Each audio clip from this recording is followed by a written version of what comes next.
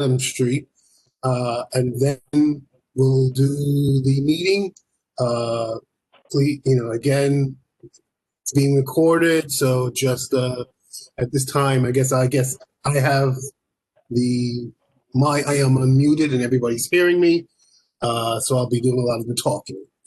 So let's get started. What I'm going to do on the hearing is we'll do the brief description. We'll open it up then to the presenter.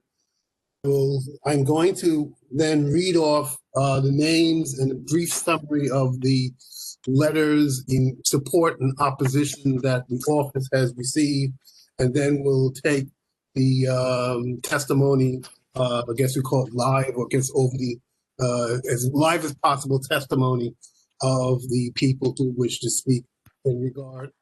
We have 7 presenters, so I'm asking each person who's going to do testimony other than the presenter for 2 minutes. We used to do 2 minutes, so give everybody a chance to be heard. Okay, so here we go. It's a application at C200356 PPK for 69 Adams Street. The application is submitted by the Department of Citywide Administrative Services pursuant to Section 197C of the New York City Charter for disposition of city-owned property located on the west side of Pearl Street between York and Front Streets, Block 52, lots 15 and 17, pursuant to zoning Brooklyn, or Borough of Brooklyn Community Board 2. Okay, so presenters, this is your turn. All right. Chair Gordon, members of the committee and the community board. My name is Ricky DaCosta. I'm the Assistant Vice President for Government and Community Relations at the New York City Economic Development Corporation.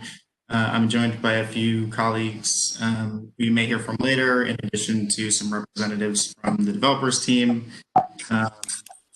Let me go ahead and share the presentation if you'll give me a moment.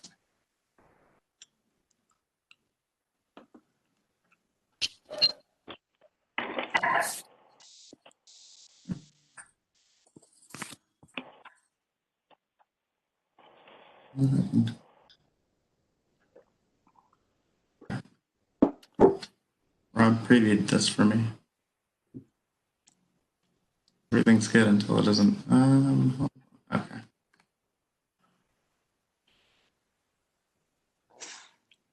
Can everybody see my screen? Yes. Okay, great. So again, thanks for having us tonight. Obviously, we'd all rather be doing this in person, and I'd be remiss if I didn't also acknowledge that today was a bit hectic for parents of public schools. So I just thank everybody for being here to listen to our presentation. So as the Chair Gordon mentioned, we are here talking about a project that I'm going to give a brief overview from the EDC and city perspective, and then I'll hand off to Stephen Hayes, who's representing the developer, the Repsky Group. So this project is a result of an RFP that was put out in 2017 with a goal of increasing office growth in commercial districts outside of Manhattan. This is kind of an interesting project because it's not our typical EDC, or certainly a typical EDC real estate project that you may have seen. The action here is a transfer of development rights from city-owned lots underneath the Manhattan Bridge to a private developer to add to their as-of-right residential project. And there's a commercial office restriction on the development rights that will be transferring. It's roughly 100,000 square feet of commercial office space that is going to be transferred from the city-owned lots to Rabsky to add to their as-of-right residential project. Certainly from a strategy perspective, it makes sense to have this kind of use in the kind of growing Brooklyn tech triangle. Stephen will talk a little bit more about the tenanting strategy and the developer's view on what the commercial office space will look like and the rest of the program. But from our perspective, this is a good opportunity to realize value from otherwise unusable development rights from those lots, again, because they're under the bridge. And also to secure some commitments for things like local hiring and MWBE commitments. Obviously the context that we're in today is a little bit different from where we were when we first put the RFP out in 2017. We still believe this is a project that makes a ton of sense. And actually what we're seeing is that demand for commercial office in places like Dumbo will continue to grow as we move forward. I think we're seeing increased desire for live-work neighborhoods and for people to have jobs that are closer to where they live. And so in that vein, I think this makes sense from a planning perspective. And also in terms of timeline, Stephen will get into a little bit more of the details, but the goal would be for the project to be delivered in 2023. So we're still some ways off from the project being delivered. Stephen will also get into some of the job goals, but I just want to say, at a time where it's 14% unemployment in both the city and the borough, every opportunity to add potential jobs, I think, is meaningful. And I think that was highlighted in the testimony I know I saw from the Dumbo bid in terms of what the commercial office workers have meant to the neighborhood and the small businesses there. And obviously the city's fiscal and budget context is something that has to be acknowledged. And it's very different from when we first started, but the city has lost, looking at somewhere in the neighborhood of $9 billion over the past 2 fiscal years, and still is looking at over $4 billion in a budget gap that needs to be filled in the coming fiscal year. So, in addition to all the other benefits I talked about, I think the ability to generate some revenue for the city to fund good things in Dumbo and across the city and borough is not something that we can ignore. Since we had an informational presentation with the board a couple months ago, we've done some one-on-one engagement with some of the neighborhood groups. And I think we've heard a lot of things. We are still exploring potential public realm and open space improvements that could be realized in addition to all the other things that we spoke about. I think, again, just thank you for being here. I look forward to hearing more of your perspective. And I think at this point, I'm going to hand it over to Stephen Hayes on behalf of the Rabsky Group. And if you want to flip to the next slide, Ricky, great. Hi, everyone. My name is Stephen Hayes, and as Ricky said, I work for the Rabsky Group, which is the owner of 69 Adams Street.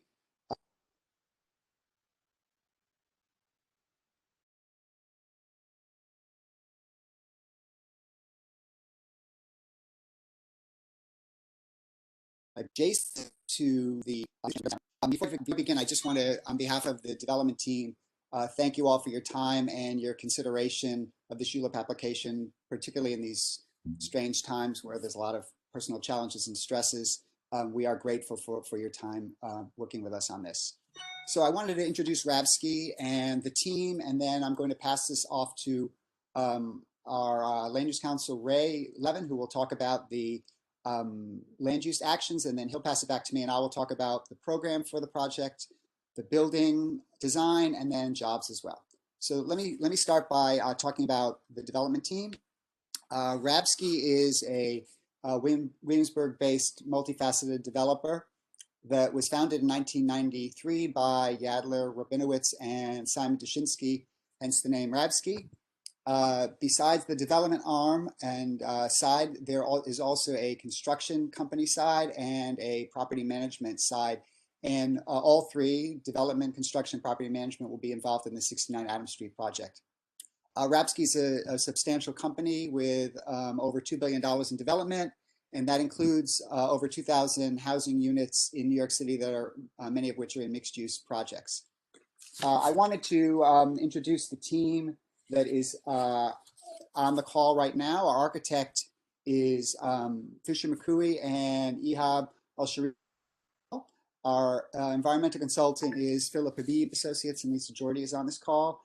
And our land use counsel is Herrick and Ray Levin, who I mentioned, and Rob Huberman are on the call as well. One last thing about the project team, and this results in some feedback that we received from speaking to the community stakeholders. We understand that there has been in the past lack of communication between some of the developers and the developments that have happened and the community, particularly as in regards to construction and what's happening during construction. We are going to have, and we will have, a dedicated staff person who will be the point person, the conduit between communication, conduit of communication between the developer team and the community board, particularly as it relates to construction, where we will come to meetings, keep everyone posted on what's happening with construction, talk about impacts that are happening and mitigation measures that can happen. We want to be a good communicator. So with that, I'm going to, Ricky, we can go to the next slide, and I'm going to pass this off to Ray, who can talk about the land use actions.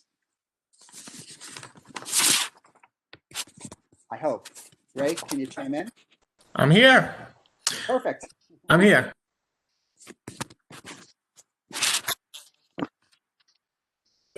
Hara Feinstein with the Land Use Council Chief.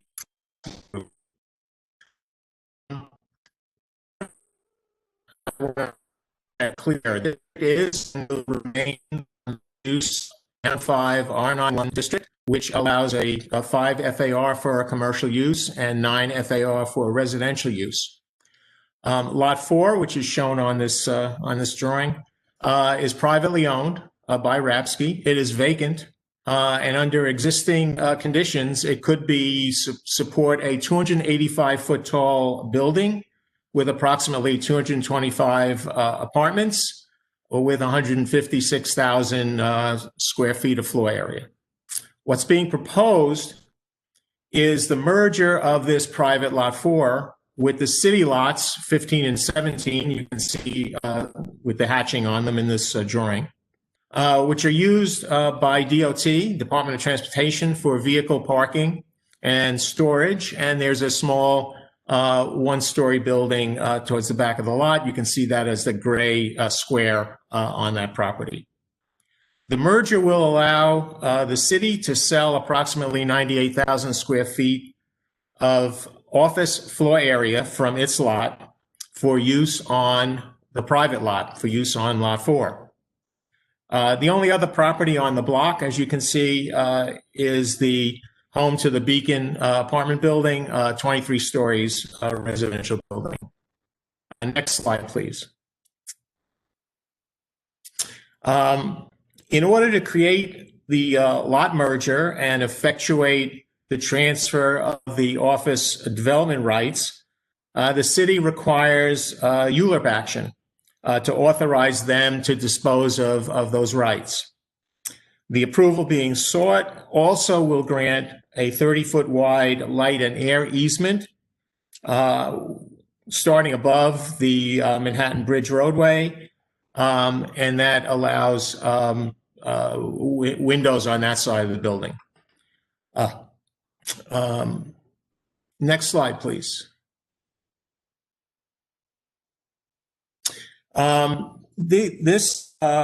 These drawings illustrate the difference between the building with and without the additional office floor area. The building on your left is an as-of-right building. It's a little bit thinner, same height, but a little bit thinner than the building on your right, which Steve will come back and explain the different layers in that building.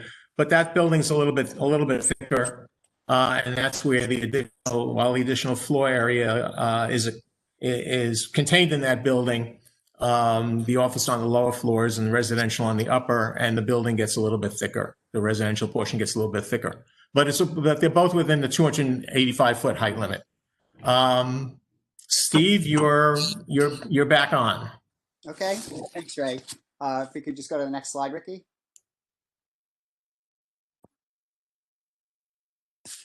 I wanted to summarize the programmatic elements of this project, and I'll go through it reasonably quickly because I also want to talk about the design, which is informed by this program.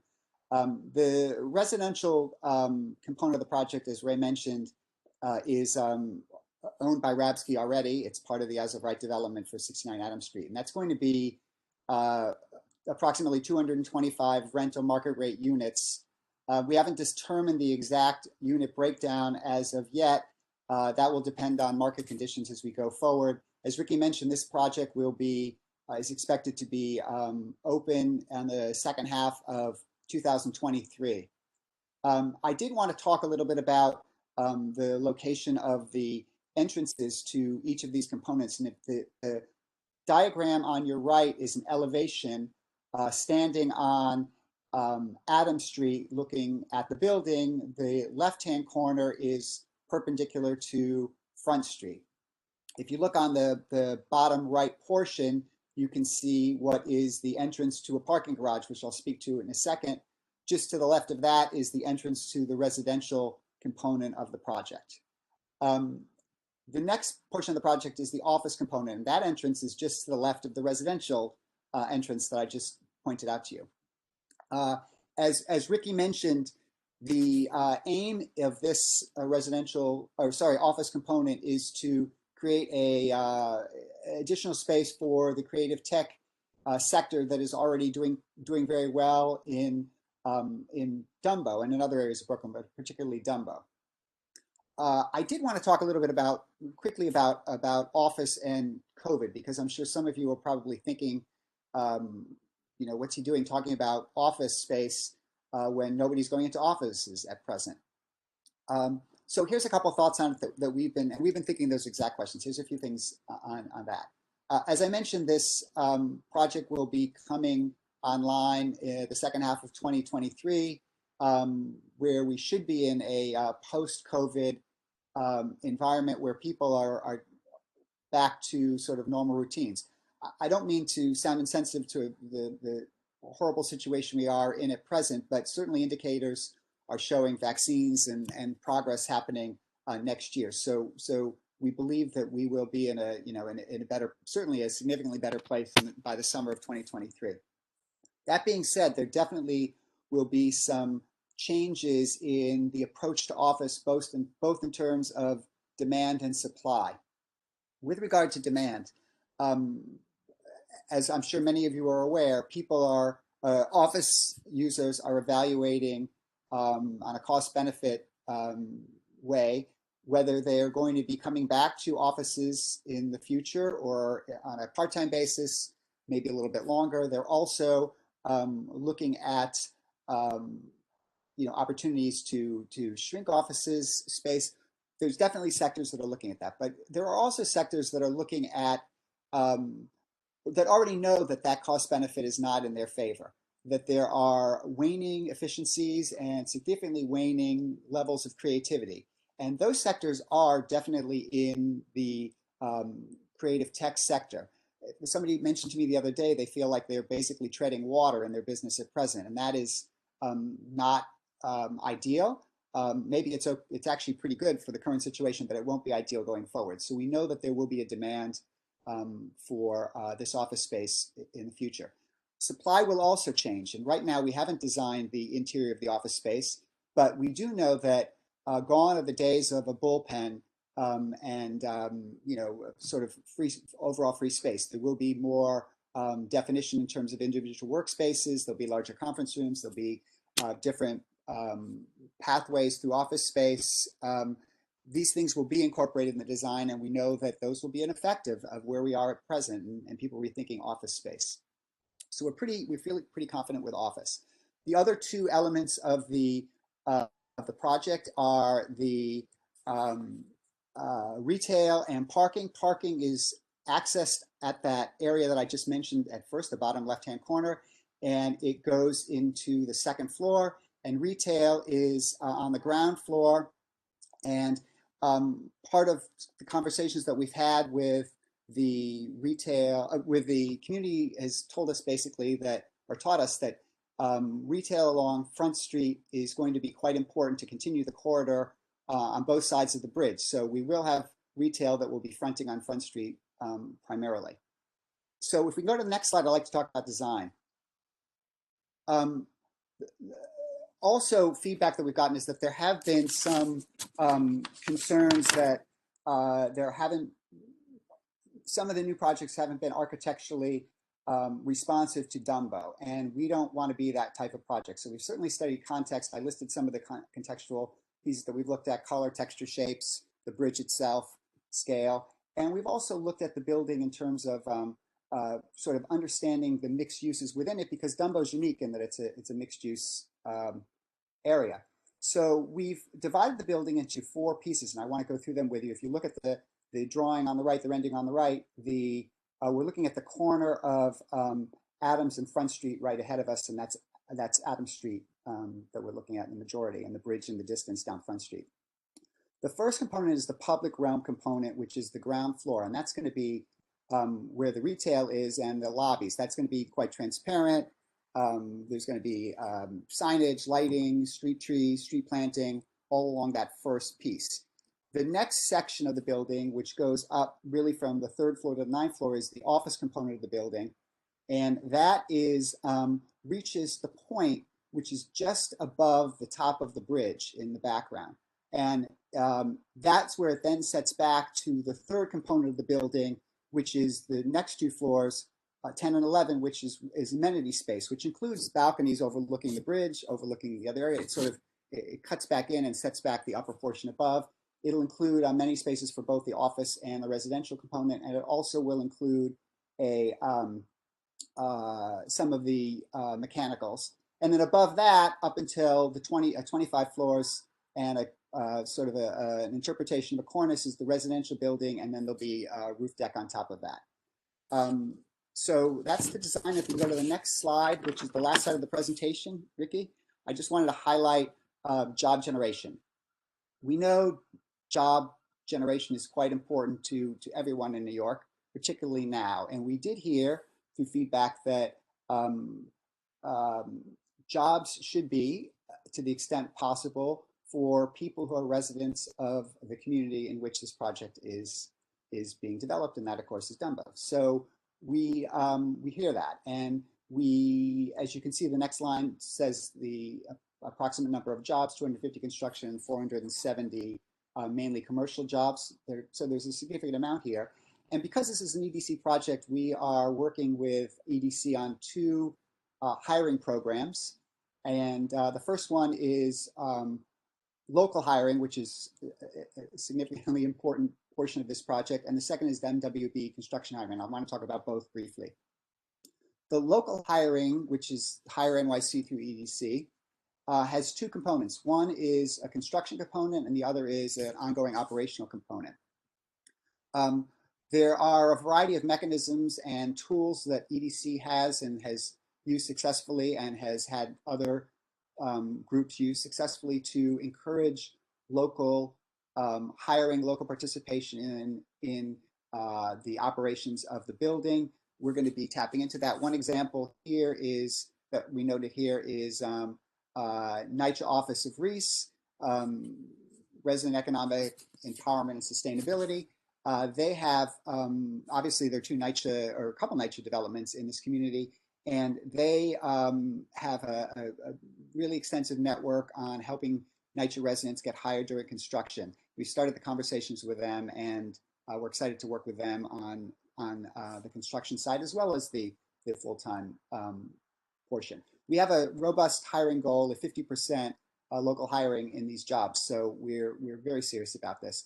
And the last piece on this is hiring is the MWB participation program. Obviously, hiring minority and women business enterprises is important to everyone. And we have entered an agreement, or we'll be entering an agreement with EDC to follow a lot of the protocols and the processes that they have in place to help encourage MWB participation in this. And we have a hiring goal there as well. So, and on behalf of the team, we appreciate your time on this. And I'm going to turn this over to Ricky to coordinate questions and answers. I guess I'll hand it back to the chair and members of the committee. So I don't need to share my screen anymore. All right, if you're willing to take questions, any questions will come from members of the committee or board members only. Members of the committee or board members only.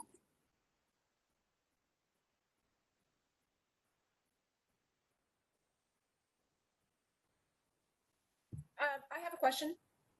If you can speak a little bit to, you talked about how the city will generate revenue as a result of this development rights transfer.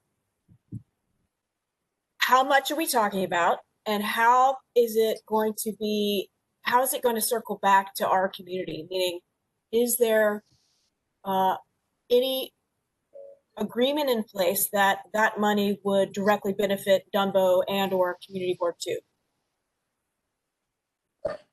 Thanks. It's a good question. So the terms of the financial considerations are not going to be finalized until after ULURP. That doesn't get executed until we have an approved project. And I can say that the development rights would be valued at what would be considered a market rate. And in terms of what happens to the funds on the other end, those decisions haven't been made yet. And as I said, obviously we're in a different fiscal context than we were when we first started this project. So I think we're definitely open to ideas for how some of that funding could go directly back into the neighborhood. But I think that'll be weighed against the balance of the larger fiscal situation and I guess needs across the city. And also, the city needs money to pay for lots of services that, schools, cops, teachers, firefighters. So, we can't say this now, but we remain open to hearing more about, things that would be important. So no guarantees. Carlton, can you hear me? John, yes. Yes. Are they ready for more questions? Yes, give your question. Okay. Can you give us the square footage or some other factor which describes how much larger your as-of-right building is going to be increased by? That would be approximately 98,000 square feet. And what is that by percentage greater than your as-of-right? Well, the as of right on the footprint that's only our property is about 156,000 square feet. So 98 additional is about 2/3 more, so about 66% more, something like that. Okay. And in doing your analysis, because I've been on this community board for well over 20 some odd years, we did a rezoning many years ago, and part of that rezoning called for the city and the state to do some upgrades of all of our train stations that are not ADA compliant.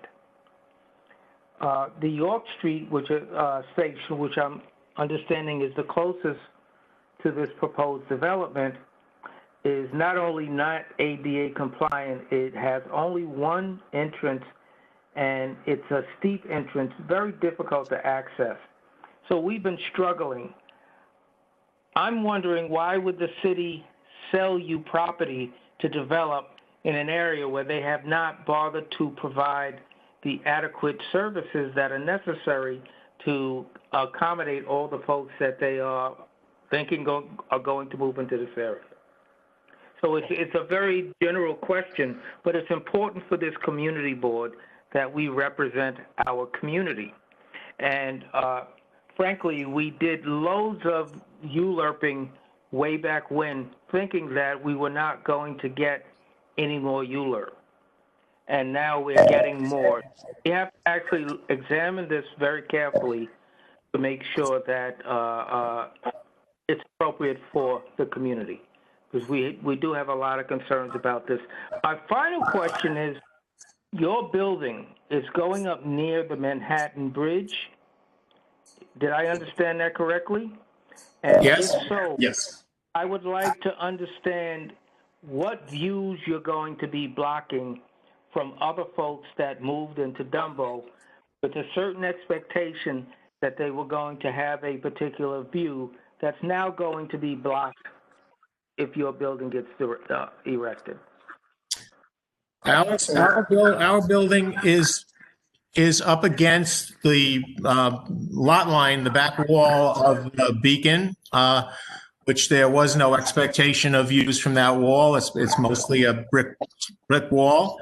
On the other side, across the street from us, is a new building where they were across the street. They had no expectation of views. I don't know, and on the other side of the bridge, it's a, I guess, 100 J Street building. But none of those properties had any expectation of views. The zoning allowed tall buildings, and I'm sure that everybody's offering statements indicated that there could be tall buildings nearby.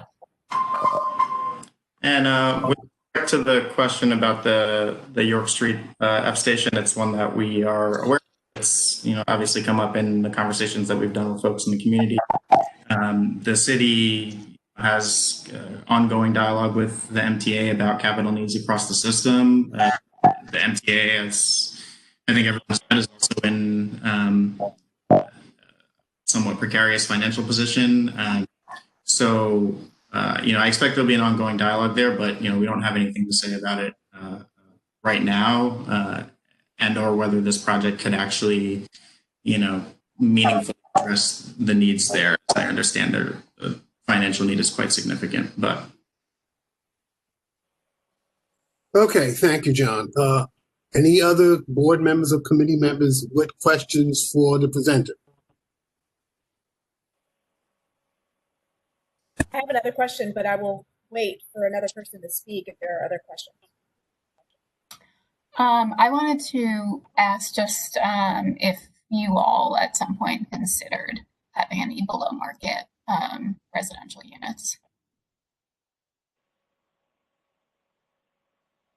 yeah, so I can say from the city perspective, as I see, original RFP goals were to maximize commercial office development, and that is development rights are going to be used, the rights that are going to be transferred, and yeah, otherwise there's a market rate residential project as of Ski can build, and the city development rights are just going to be going to commercial office space. Cowden, so I have one question. So as far as the money goes, we will not find out how much money you're making or the city is making, and we don't know where it's going, because after ULURP, that's decided, but we don't know now before we make our decision how that is going to go down, right?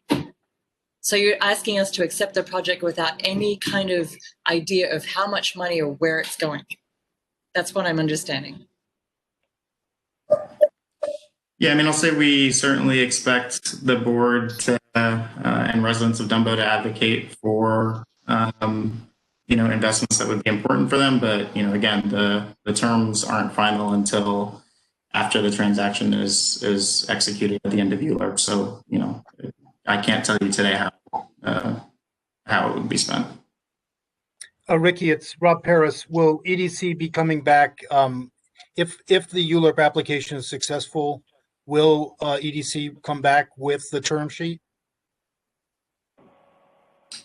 Yeah, I would defer to precedent. I can double check and get back to you. That sounds reasonable, but Perhaps Rob Holbrook could answer that question.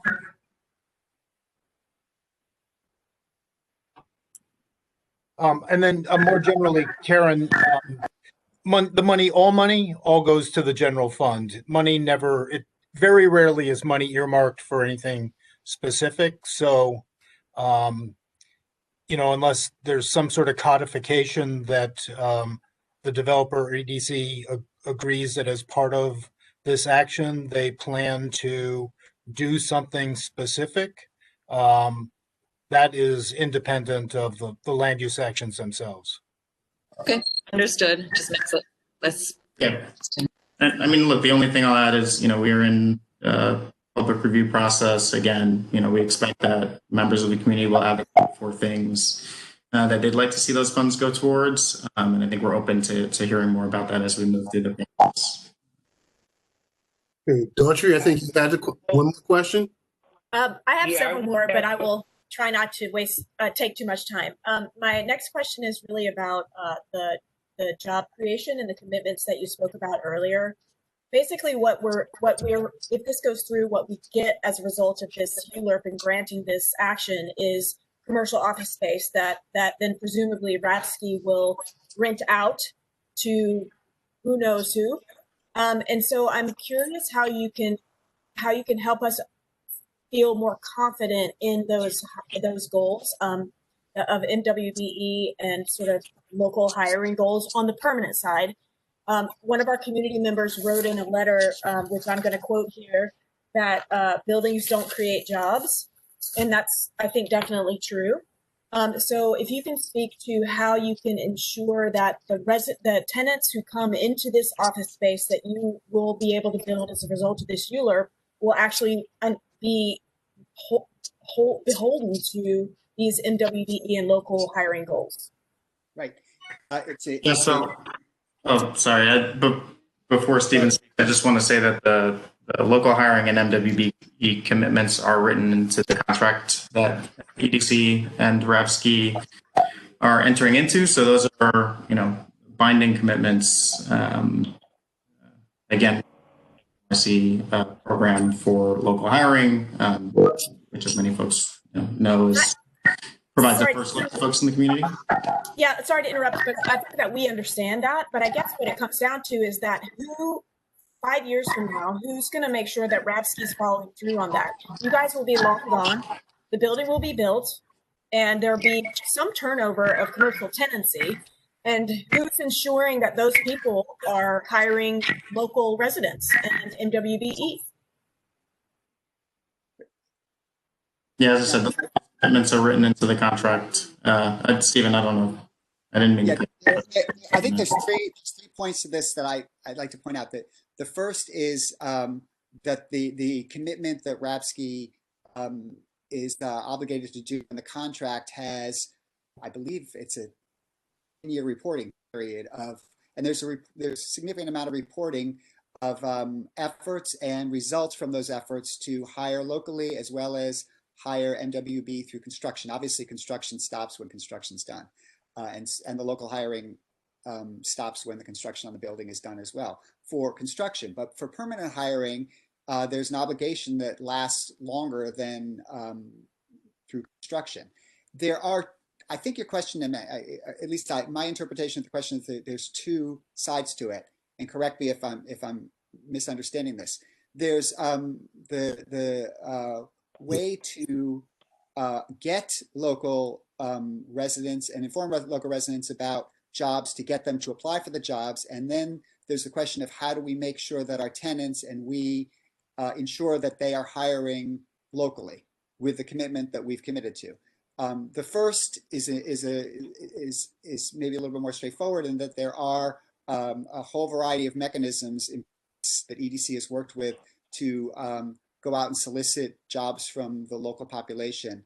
And I can certainly give you a lot more detail on that. I think the second question is maybe more concerning to you, which is how do we ensure that our tenants will act in good faith to hire locally? And what that takes a variety of mechanisms, and the most obvious one is that we put it in their lease, that they need to do these kinds of standard things to go out and interview and make a point to hire 50% local.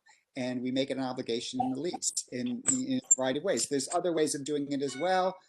Certainly, we are the operator of the building, and those jobs are within our control. But you're exactly right. The tenants are have to be obligated. We're obligated to meet these requirements. The tenants obligated, and there's the lease is the mechanism, or one of the mechanisms. Yeah, and EDC has a robust in-house compliance department whose sole focus is to make sure people are living up to the terms of the commitments that they enter into with us. So, they'll be keeping close watch to make sure that all those commitments are adhered to. We can also, we're reporting to EDC. We can report, if interested, to the community board on local hiring, particularly the local hiring portion. I mean, that's there are a whole ways of creating these kinds of reports. We've done it in other projects, and we can certainly do it here. We can certainly start with construction and outline the efforts that we're making and the outreach that we're making all along, from start of construction all the way through operations. All right, thank you, Remy. It's getting a little later, so I'd like to move on to the people who wish to be heard. First, I will just list off briefly the letters that the board office has received. I'll give a name and a very brief summary of the letters that we have received. In no particular order, we've received John Santos from Local 32BJ SEIU, who's indicated support for, and they said they had good relations with Rapsky. And we have received from Randy Perlson, of the Brooklyn Chamber of Commerce, has also indicated support. We have from Nicholas DeSantos, who's indicated opposition. They're concerned with the situation with the F train. Carolyn Puente indicated, also sent us and indicated opposition. Also concerned about conditions of the F train. Ivo Stranis, if I'm saying the name wrong, is opposition, and they were concerned also with the position with the York Street F train station. We have Neil Bardoff, MD at 100 J Street, has also indicated opposition. The Downtown Brooklyn Partnership, Gina Meyer, has indicated support, and they believe that jobs will be created. We have, let's see what else here. Nick Ingham has indicated opposition. Nick Ingham from 98 Front Street has indicated opposition to and is concerned with the effect of the project. All right, so now I think I've read off all the names of people who sent us written, written testimony. We have now sent. Mr. Chair? Yes. This is Bill Flanoy. I'm sorry, I had a little problem getting in. May I ask a couple questions before you turn it over to the public? Do one. Try to do one, and I want to get moving on this. Yeah, if you can. Not a problem. Okay, just for clarification, I apologize. I had problems actually signing in. Let me make this clear. The air rights, okay, have they been transferred as of yet? No, the transfer wouldn't happen until after you have approval. Okay. Now, as far as that's what ULEP is about, is the city getting authorization to transfer the development rights. No problem. Thank you. Okay. Next, since I'm curious about there's two items here: the disposition of negative easement to development of site corresponding to the sale of the approximately 98,446 square feet of development rights for commercial use for the DOT site. Okay, is that something that we are currently deciding on right now? That's the ULIP, yes. Yes. Okay, in addition to that, the disposition of permanent easement for the purpose of light, air, and the development site to serve residential uses above a certain limiting plane located on a DOT site. That's also something that we're considering tonight also. Yes, sir. Okay. It also mentions beyond the discretionary actions listed above, the proposed development will be as of right building that will comply with zoning resolutions. Yes, the zoning is not being changed, so it's complying with zoning, because current zoning. Okay, so, okay, thank you. That's what I need to hear. You're welcome. Okay, I guess Rob Paris, I guess you have the list of people who wish to testify and I guess ask each person to testify, try to limit it to 2 minutes because we have a lot of people and a lot of work. And I would add a couple of other things, Mr. Gordon. One is that there were some additional written testimony that was submitted late this afternoon, but it just got to a point where it was so late that from experience, I had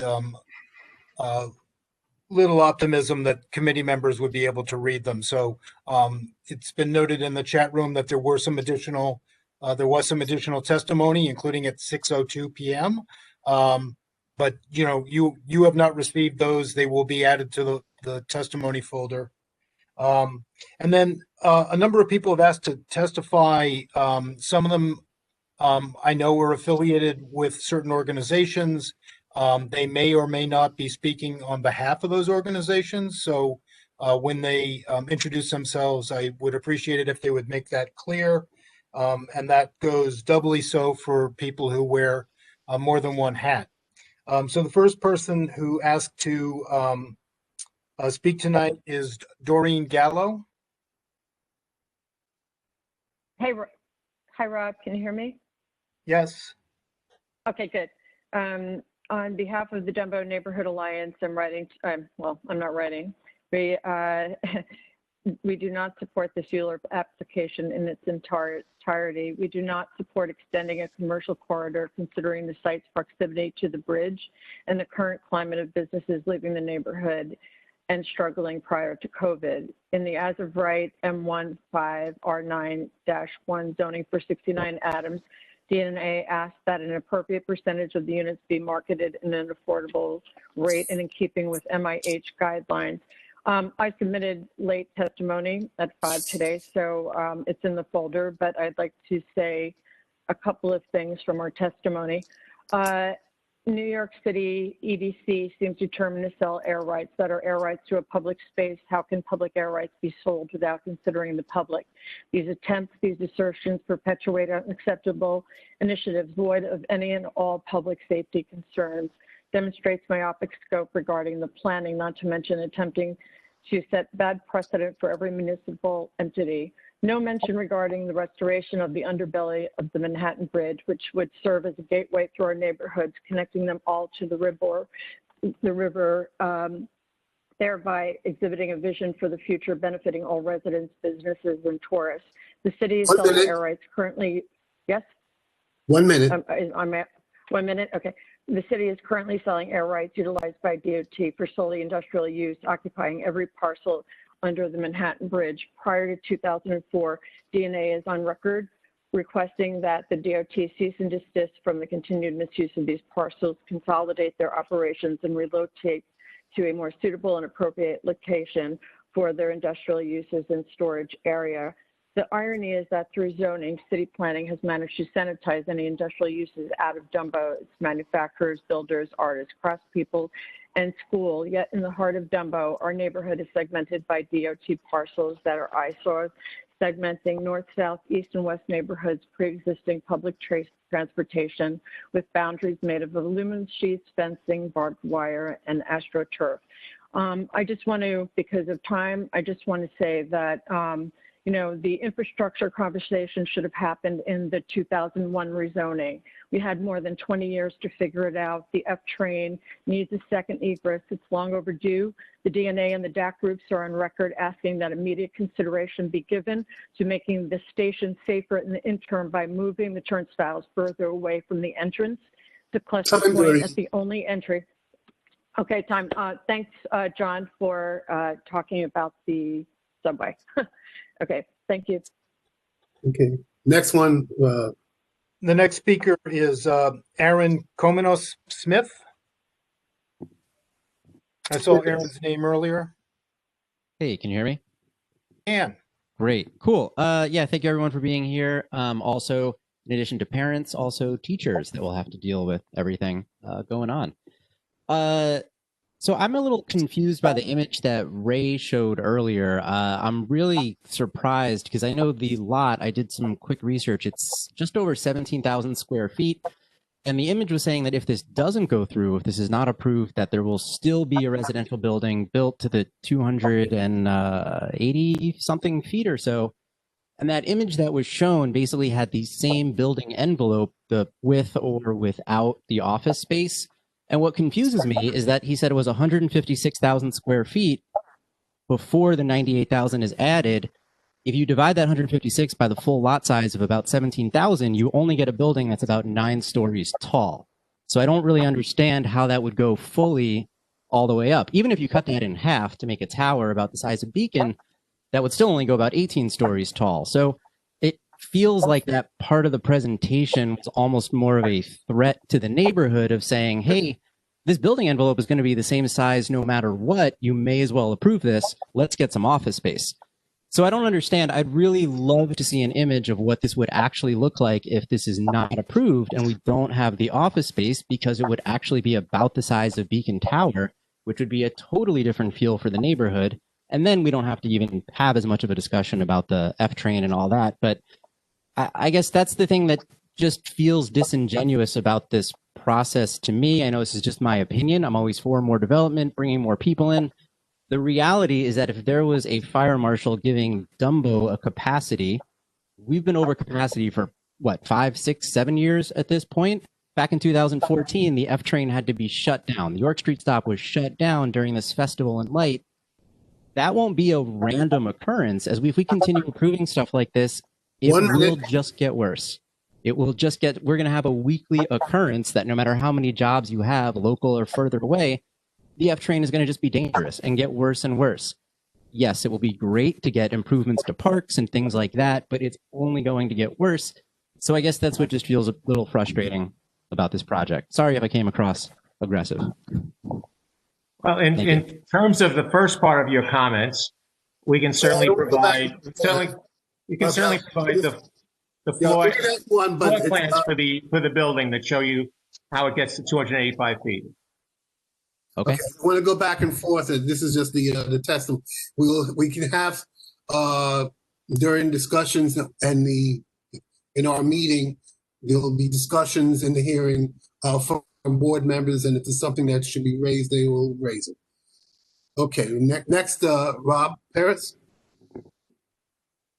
The next speaker is Caroline Perry from the Downtown Brooklyn Partnership.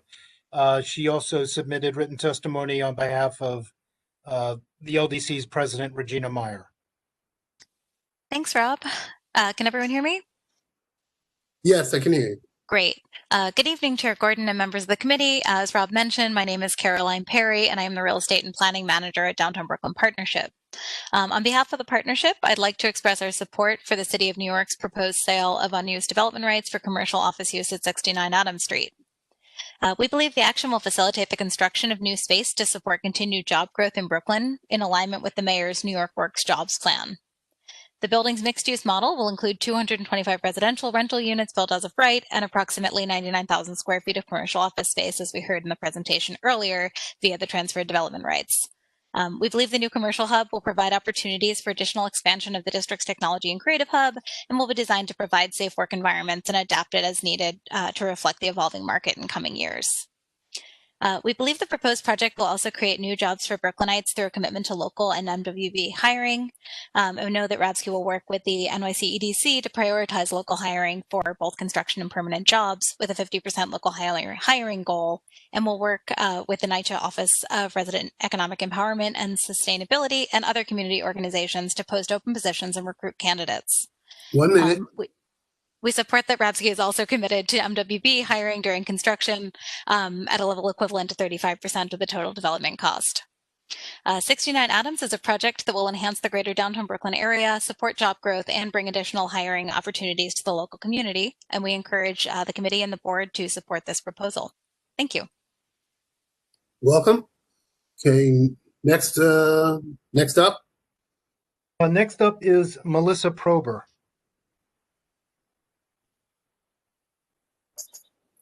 Hi, I'm Melissa Prober from the Dumbo Action Committee, although I'm speaking on my own behalf. I first want to just say thank you to the committee members who raised, I think, really important questions, John, Karen, and Daughtry, and also that I support some of the earlier testimony, especially Doreen and Aaron. I think that everybody kind of gets it. I submitted a letter at 4:30. I think I'm a Dumbo resident, and one of my main concerns is that the infrastructure of Dumbo cannot keep up with this project, and also that there's no benefit to Dumbo. We've heard zero benefit to Dumbo, and I believe respectfully that the committee is being sold a bill of rights. There is no demand for commercial real estate in Dumbo right now, and anyone that lives or works in Dumbo knows this. This is pre-COVID. A Wall Street Journal article from 2019 talks about how a tech company grew a handful of employees based in a co-working space to staff more than 25 of its own in an office in Dumbo. However, Mr. Gupta began to notice some of the Brooklyn's limitations. He couldn't find enough local engineers to top geographical and informational system skills and ended up opening an office in Seattle. When we realized we needed a lot more talent, I think we lost. You're on mute now. Oh. Ms. Prober, you're on mute. Well. Sorry. Brooklyn's transit challenges have been a drain on productivity at camera, Mr. Gupta said. Dumbo isn't easily accessible for some parts of New York City by public transportation. Subway delays, slow buses creating long commutes. Camera's entire office now works from home every Thursday, partly to give employees a break from their commutes. They thought about doing a second day. I wouldn't want to be where transit options are so bad that we use as an excuse less to see each other in an office. Lackluster public transportation dissuaded startup founder Jimmy Chen from renting in Brooklyn. His company Propel, which was founded in 2014, builds financial products for people who use food stamps, blah, blah, blah. Dumbo had a lot of availability, but Propel executives decided the neighborhood wasn't accessible enough via public transportation. They ended up signing a 3-year lease. Now, I want to make 2 points real quickly. We're already at capacity, even though the current commercial the commercial rentals is below. They can't fill capacity, even though they can't fill the current rentals. Okay, I'll have to ask time because we still have a bunch of people, but I think you made the point. Thank you. All right, next, Paris, next one. We have? Yes, next is Callie Cat. Hi, everyone. I am Callie Cott. I am also a member of the Dumbo Action Committee, but I'm speaking just as a Dumbo resident. I'm speaking in opposition to the 69 Adams Street ULURP. The neighborhood is filled with underutilized commercial space already. The Panorama development on the border of Dumbo and Brooklyn Heights consists of over 600,000 square feet of Class A commercial space, and it is empty. There's not one tenant there. The Dumbo Heights development on Prospect Street is virtually empty too, with the exception of Etsy. 29J is a new commercial development that will be breaking ground in the neighborhood next spring, adding 225,000 square feet of additional commercial space to the neighborhood that simply cannot be absorbed. So no, there's no benefit of additional commercial space in a neighborhood that already has plenty of vacant space in it. DOT currently owns many parks, and they should not be able to sell their air rights.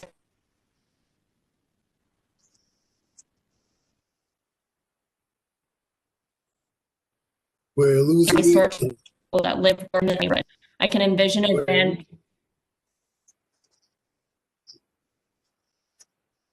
We're having it coming in and out. And you have a minute walking left. all the way beneath Manhattan Bridge.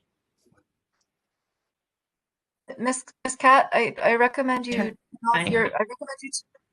Yeah, there you go. Okay, sorry. Let me summarize what I said above, which is that there's a massive amount of underutilized commercial space in the neighborhood already, upwards almost 1 million square feet that is not currently occupied. DOT currently owns many parcels of land throughout the neighborhood, and they should not be able to sell their air rights without giving the neighborhood something in return. Many of their parcels sit vacant and are an eyesore to the people that live, work, and visit our neighborhood. I can envision a grand promenade from Prospect Street walking all the way underneath the Manhattan Bridge to Brooklyn Bridge Park. What a grand entrance to Dumbo that would be. This ULIP should not proceed unless EDC renegotiates real public benefits for Dumbo and the people that come to live, work, and visit here. Thank you. Okay. And any other testimony?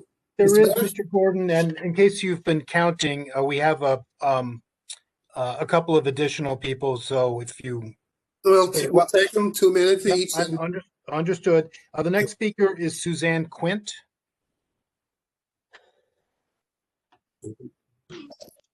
Hi, everyone. I'm going to say hello and then turn my video off, so hopefully it can be smoother. So hello.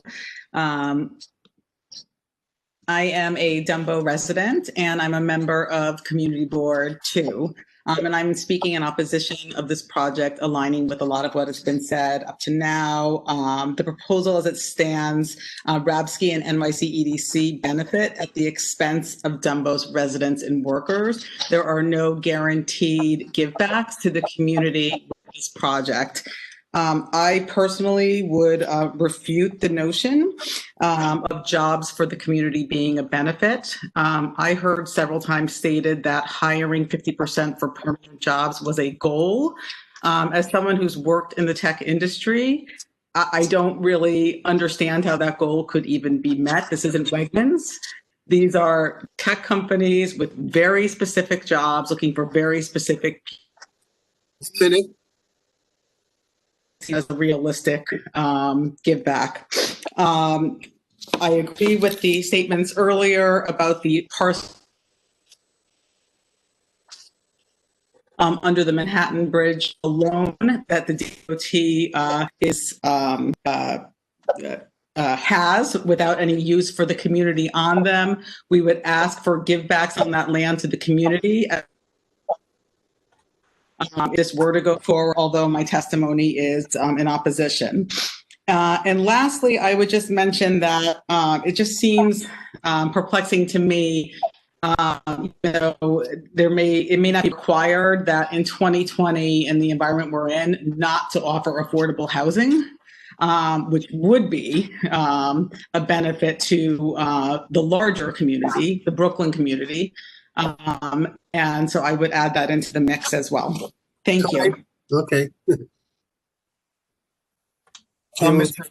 Gordon, the next speaker is Jeffrey Salvatore. Hi, everyone. I'm a Dumbo resident and a member of the Dumbo Action Committee, but I'm speaking on behalf of myself. So I think you've heard from a lot of our neighbors this evening about the kind of tipping point that the neighborhood is at in terms of infrastructure. And I think we all know that this project could go forward even without the air rights transfer. As the earlier presentation showed, we could have a large residential building. But I think that the matter at hand is really about the public benefit. So you all, as the community board, have the opportunity to demand more from this air rights transfer than just the hope of a payment to the city as a result of the air rights. There's a lot of DOT parcels in the neighborhood that are all underutilized. There's spaces that are frankly junkyards for the Department of Transportation's vehicles, any of their, they're just used as junkyards. And I think that the neighborhood at minimum needs to get that space back as a public benefit in response to this development. Thanks for your time. You're welcome. Do we have anybody else in the lineup, Rob? We have two more, Mr. Gordon, and the next speaker is Lincoln Restler. Great. Lincoln? Thank you so much. Great. Can you hear me okay? Thanks so much, Yes, Chairman Gordon and Rob. It's good to be back as a former member of the Land Use Committee on CB2. It's great to see you all. I want to thank folks from DAC and who commented, and Doreen from DNA, and the Dumbo residents who have taken the time to share their concerns. I have serious concerns about this. I'm still learning more, but as I understand it, there's 150K as of right development, and the city is handing over 100,000 square feet in development rights, and all we're getting is office space and a soft commitment on local hiring. We have seen, as Callie noted, an explosion in office space in the Dumbo area as a result of the conversions of the Watchtower buildings. This doesn't seem like a community benefit that we need. It's certainly not what the Dumbo community is asking for. What we need is to address the major infrastructure issues in Dumbo, most notably the York Street stop. I understand that the revenue generated from this site is unlikely to offset the full capital needs of the York Street station, but we could put a down payment down and start negotiations with the MTA to try to get some progress. And instead, we're Thank you. Instead, we're getting office space, which we're not asking for. I also think that it's dubious of the city to be proposing to be supporting a development project that has 100% market rate or luxury housing.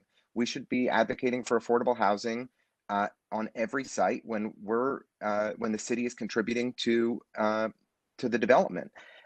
Look, I understand the ULURP negotiation process, and we're months away from a deal, and I'm sure Steve, Councilmember Levin, is going to try and get us a better agreement here. But I am very disappointed that the city would come to the community with such a proposal that fails to meet our needs, and hope that the city will reconsider their approach here as well, and how they can do a better job in being partners with the Dumbo community. Thank you very much, Carlton. Thank you, Lincoln. Next up. Yeah, Mr. Gordon, you're still at 2 to go. The next speaker is Alexandria Sika.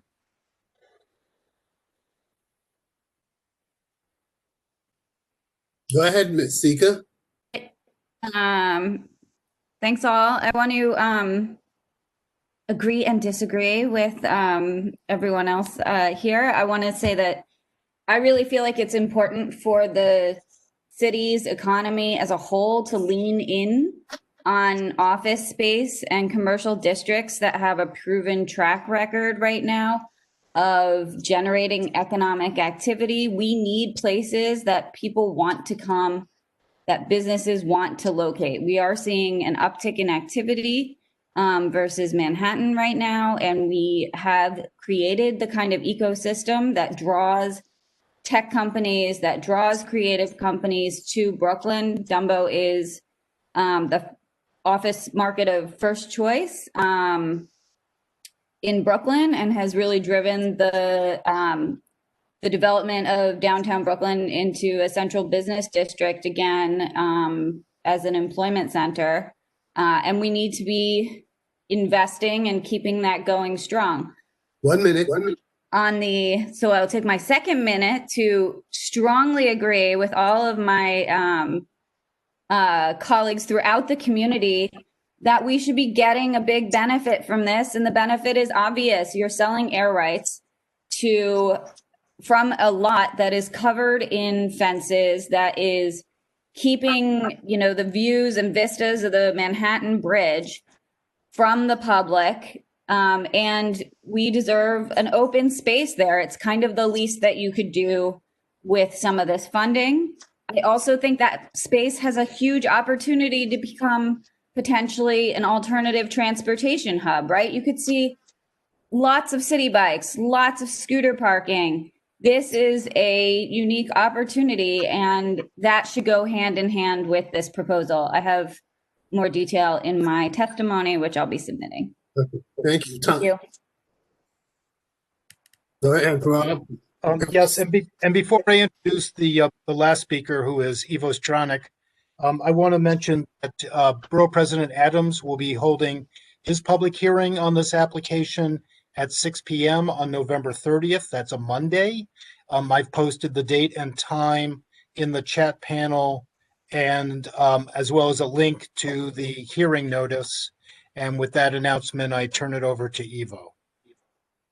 Thank you. And thanks for everyone for the testimony, and also thanks to the developer for some of the documentation they shared, because it was very useful. My testimony was submitted, so I'm going to keep this short and sweet. The F train is a disaster. Everyone knows it's a disaster. The additional 873 residential units that are going up in the neighborhood are going to make it an even greater disaster. Approving this would compound the problem further. The MTA's budget issues mean that it was never going to be fixed, nowhere in the immediate future. So, you know, what the hell are we doing? Like, it's kind of crazy. And the developer knows this is an issue. It hasn't been addressed or even acknowledged anywhere in the lead-up documents. You know, there's just no effort made to fix that problem. And it's kind of a slap in the face in the community, especially given that multiple people raised this issue in June. So that's all I have. Thank you. All right, thank you. It appears that is the last testimony. So I will now, since it's the last, the end of the testimony, and it's 7:22 p.m., I'll now close the hearing regarding 69 Adams Street. We'll now be transitioning over to our regular Landmark Land Use Committee meeting. Karen, are you ready to continue? You ready? Okay, very good. Okay, so at this time, we are now starting up our regular Landmark Land Use Committee meeting. Karen Johnson's our secretary. Now, I know that other people will be presenting, so again, speak clearly and give it, you know, spell your name if you have to. We'll just speak, make sure she can get it. And we will, and Irene Janner is our co-chair, and I am Carlton Gordon. At this time now, we will move into discussion of the committee discussion by board members and committee members. That's just for 69 Adams Street. I will start with Karen. I did promise to give her the first shot since she is in the community, unless you want to, but Karen, this one's yours. Thank you very much. I just have to, of course, echo everyone's concerns. Just because the MTA and the city budgets are low doesn't mean that we need to accept development that is not going to do our community any good. Even if we were operating at, you know, full capacity for commercial development, I don't think that another development is going to do Dumbo any good. It will do it harm, because we can't get people in and out of the neighborhood. That's just the thing. And so dumping another building on us is not going to help that.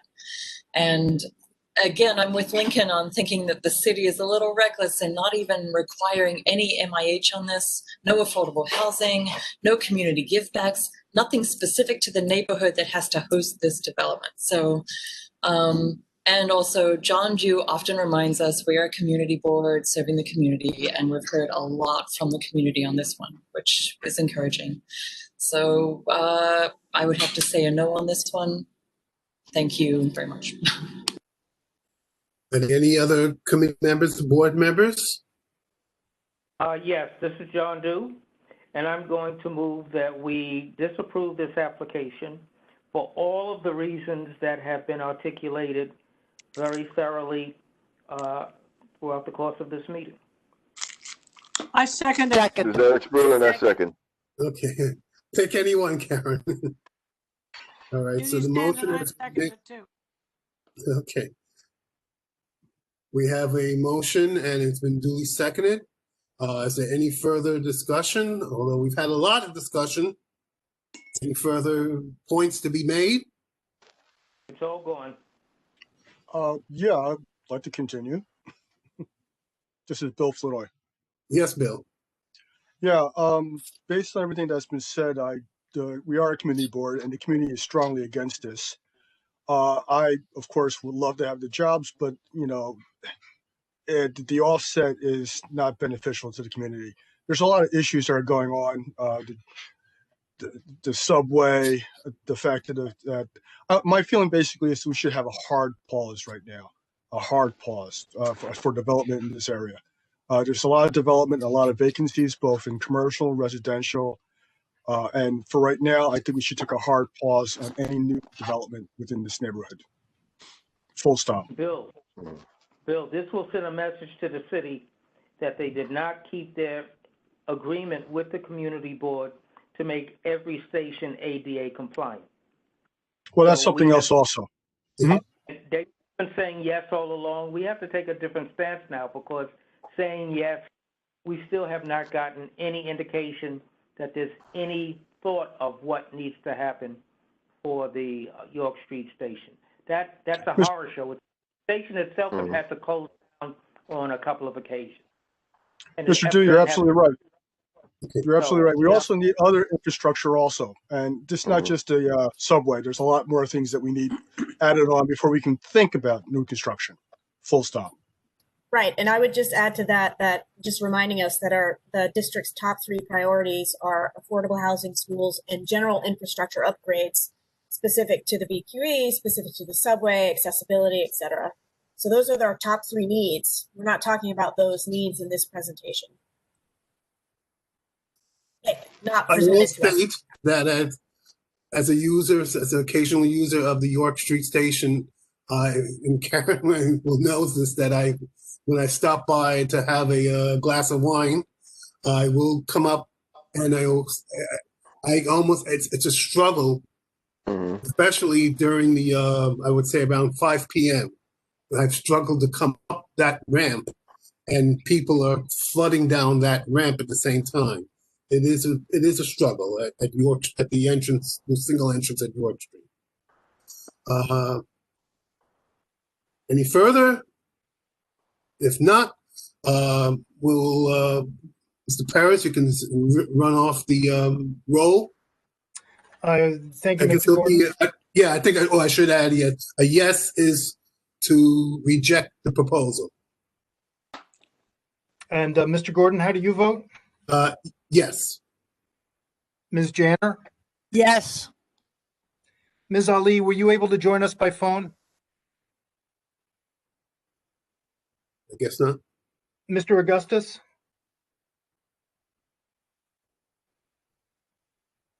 Ms. Blanc? Ms. Karstoffen? Yes.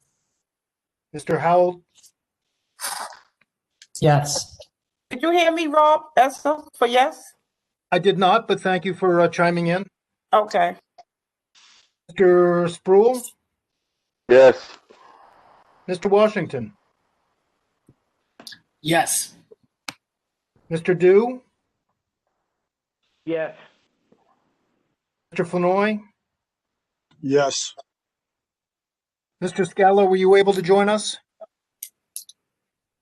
Is he still on the committee? He is still on the committee. Ms. Ginsburg? Okay. Ms. Yes. Ginsburg? Yes, Yeah. thank you. Mr. Paris, Mr. Augustus is now unmuted. Mr. Augustus, how do you vote? I will come back to you. Ms. Johnson?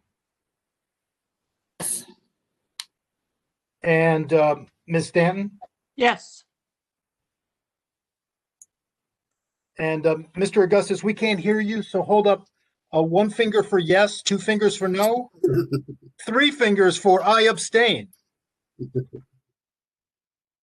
Or if you can unmute yourself, you can communicate orally. Still can't hear you, sir. How about calling you, Rob? Maybe you could call your phone number. Ask him to put it in the chat.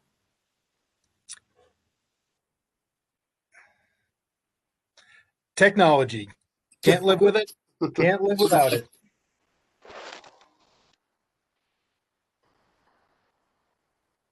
I think we have a near unanimous.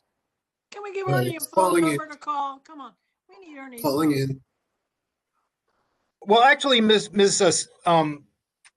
Stanton, since you asked, his calling in would actually not be compliant with the New York State Open Meetings Law, but he seems one finger. Just one finger. One finger. Okay. And that means they're coming by sea. Mr. Gordon, the vote is unanimous. I don't have the count. I'll provide that later, but unanimously in favor of the motion to recommend disapproval. Thank you very much. Thank you to all the presenters and people and participants. Now we're going to move on to the Landmark Preservation Commission application for 18 Willoughby Avenue.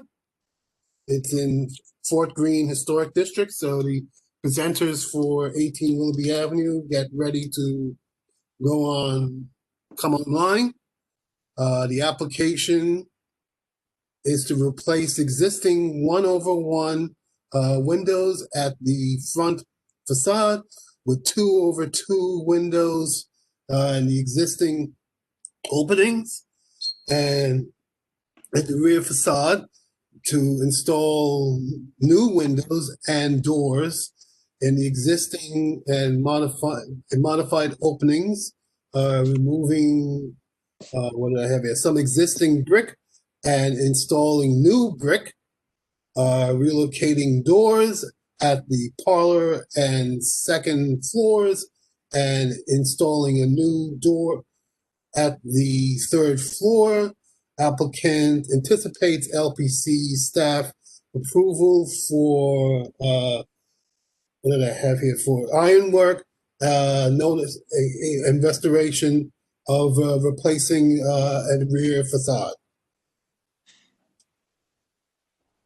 Okay, 18 Willoughby, go ahead and give us your name. Good evening to the committee and the rest of the community who's attending. My name is Ben Bischoff.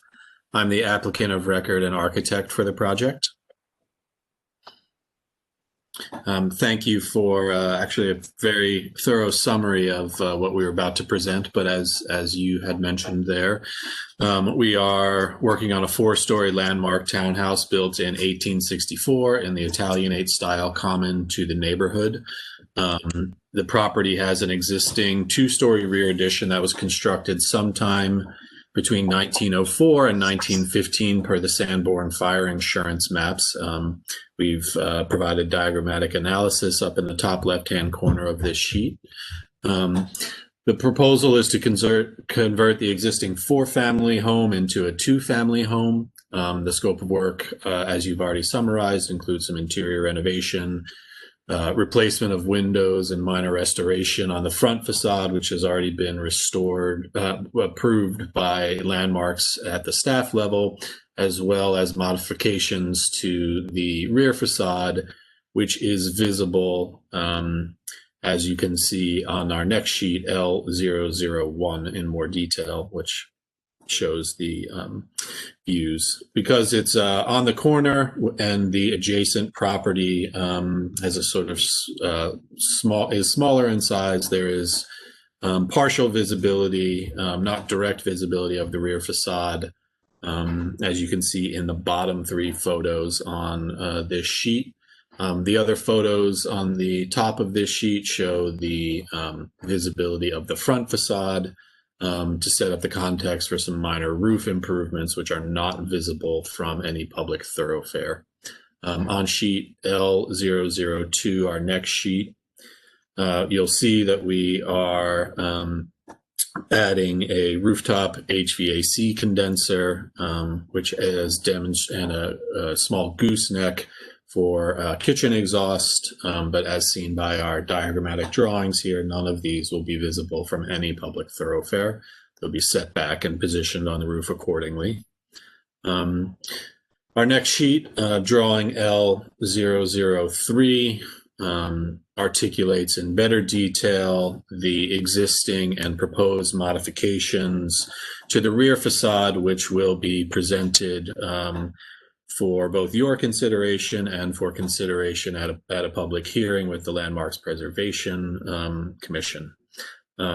The bottom right-hand corner image shows the existing rear facade in its current condition and the lack of any kind of historic material or fabric on this edition. It's not clear at all when the 1904 to 1915 extension was modified, but there is little rhyme or organization to the window layout on those lower two floors. The upper two floors at the third and fourth story have had some minor modifications over the years to change windows into doors and access roofs and fire escapes, but does maintain the existing 3-window historic opening on each the third and fourth floors, second and third floors.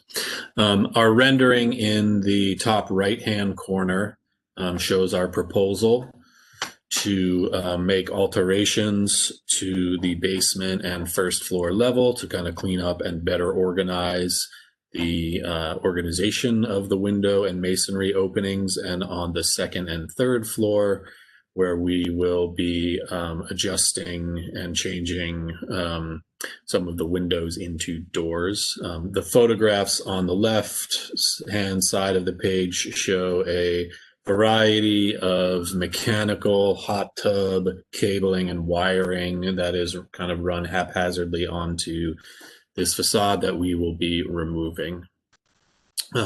All windows on both the front and rear facade will be in a 2/2 style as mandated by the LPC row house manual with Italianate brick molds. They'll be constructed of wood and painted dark in a color from Benjamin Moore called Midnight.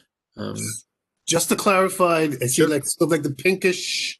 I guess that's the that's what it's going to look like after, you know, with the work has been done, the proposed work. Are you referring to our rendering in the upper right-hand corner? I'm looking at the sort of that's what it's going to look like. Yes, that is what it's going to look like. Yes. Okay. All right. New windows and then everything else. Yep. Okay. Go ahead. We can move forward to the next sheet, please, Christina. Front elevation showing the existing condition on the left and the approved at staff level replacement of historic wood windows on the right. Next sheet, please. These are two drawings showing the existing condition on the left and the proposed modifications on the right, with the replacement of all of the existing windows with new wood 2/2 windows or French doors where appropriate. As you can see on the upper two floors, we are maintaining the 3 historic window openings and lowering the sill on the east side of the second floor and the east side, which is on the left-hand side of the drawing here, of the third floor to allow them to become doors which access either the roof deck or the fire escape, and replacing the companion windows with new windows on each of those floors. And then the modifications at the basement and first floor level, where we are replacing an existing set of sliding doors and triple windows at the basement with a pair of French doors and a pair of windows, and changing out the single door and single window at the first floor for a single door and a triple casement window at the first floor. As also mentioned from the photos, there are lots of notes here about mechanical, electrical, and various other equipment that's being taken off the facade to clean it up. Next sheets, please. And as required by LPC, the following sheets, which we won't go through in great detail unless there are questions about these, are the detailed window drawings to show the existing conditions being replaced with new wood units to match the historic conditions in all shapes and profiles and dimensions. And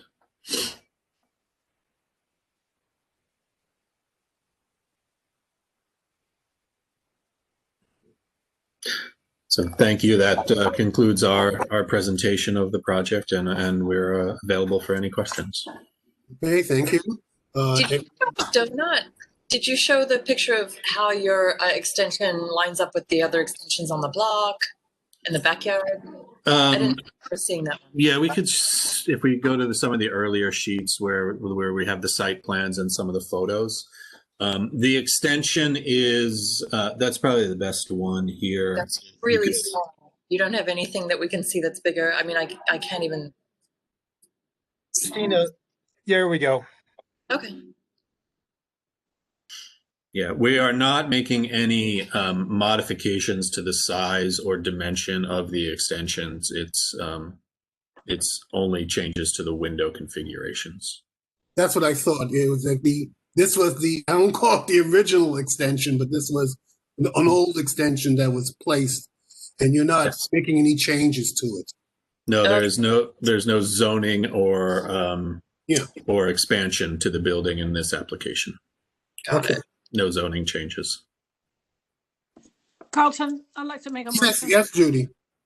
I'd like to move that the committee approves it. I think the symmetry in the windows is lovely. I think it's a very nice proposal. I think we should approve it. Second. I second. John Dew seconds it. All right, we got a letter of approval and second. Any further discussion? Oh, yes. Yeah, I have one. Okay. One at a time. To get up to the roof deck, is that ladder the only way? You got to do a Bruce Willis, or is there an internal way to get up to that roof deck? There is an internal stair with a roof access ladder from the interior, but to be clear, there is no deck on the roof of the building. Okay. There is a roof, but there is no deck on the roof. So to clarify, will you use bulkhead, John? It's just for service. Is that correct, Ben? The access stair to the roof, yes, it's just the code required access stair to access the roof. Are we seeing a bulkhead? And not that it's, there is not a bulkhead. Bill, I think you had something. Yes. No, notify the neighbors.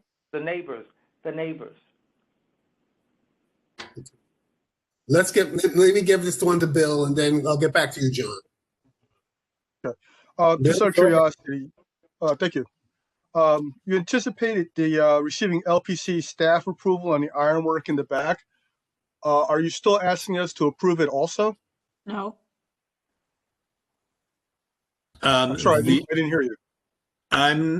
The entirety of the rear is up for review at the public hearing. I think that may have been a misstatement in the initial summary. The LPC has approved the front, which they can do at staff level.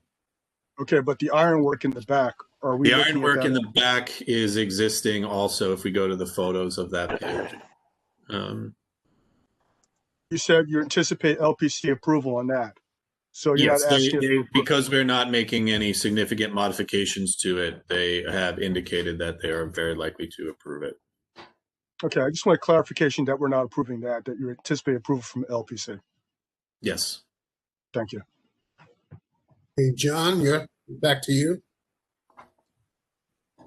I just thought, well, I asked about the neighbors. We always ask if the neighbors have been notified that you're going to be making those improvements, and I think it's a very handsome upgrade.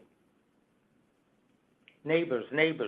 Thank you. The neighbors would be notified as the part of any DOB requirements to begin a construction project with the appropriate 10-day notification process. Mr. Dew, I believe that I neglected to ask this applicant for notification of the neighbors. So that's on me, not on the architects. Okay, well, a neighborly thing to do. I think as a practice, I would hope all of our applicants do that without not waiting till the required 10-day notification, but introduce themselves to the existing neighbors and explain what they're doing. Yes, we will. That is good advice, and we will certainly do that. We understand that it cannot always be comfortable to live next to a construction site, and we, take it upon ourselves to make it as inform them and be as communicative as we can. Good. Is there no further or comments or questions? All right, and we have a motion and it's seconded. Okay, Ms. Paris, let's do the roll call. I favor the application, so you can check me off.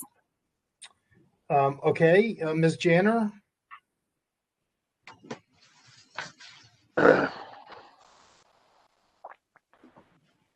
I'll come back to Ms. Janner. Ms. Ali, were you able to join us?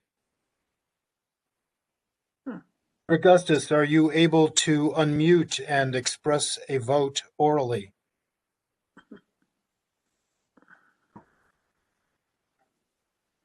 Ms. Blount?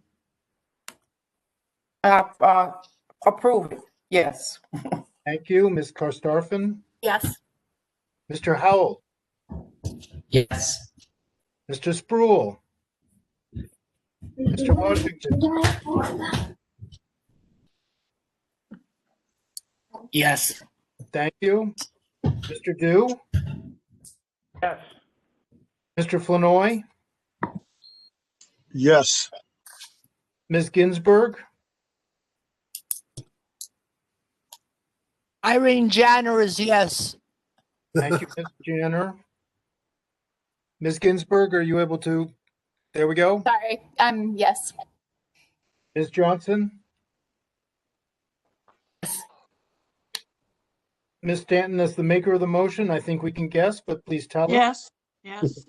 And Mr. Augustus, are you present and able to? Okay, the motion carries unanimously, 11 in favor, none opposed, no abstentions. Mr. Augustus, a no vote. Okay.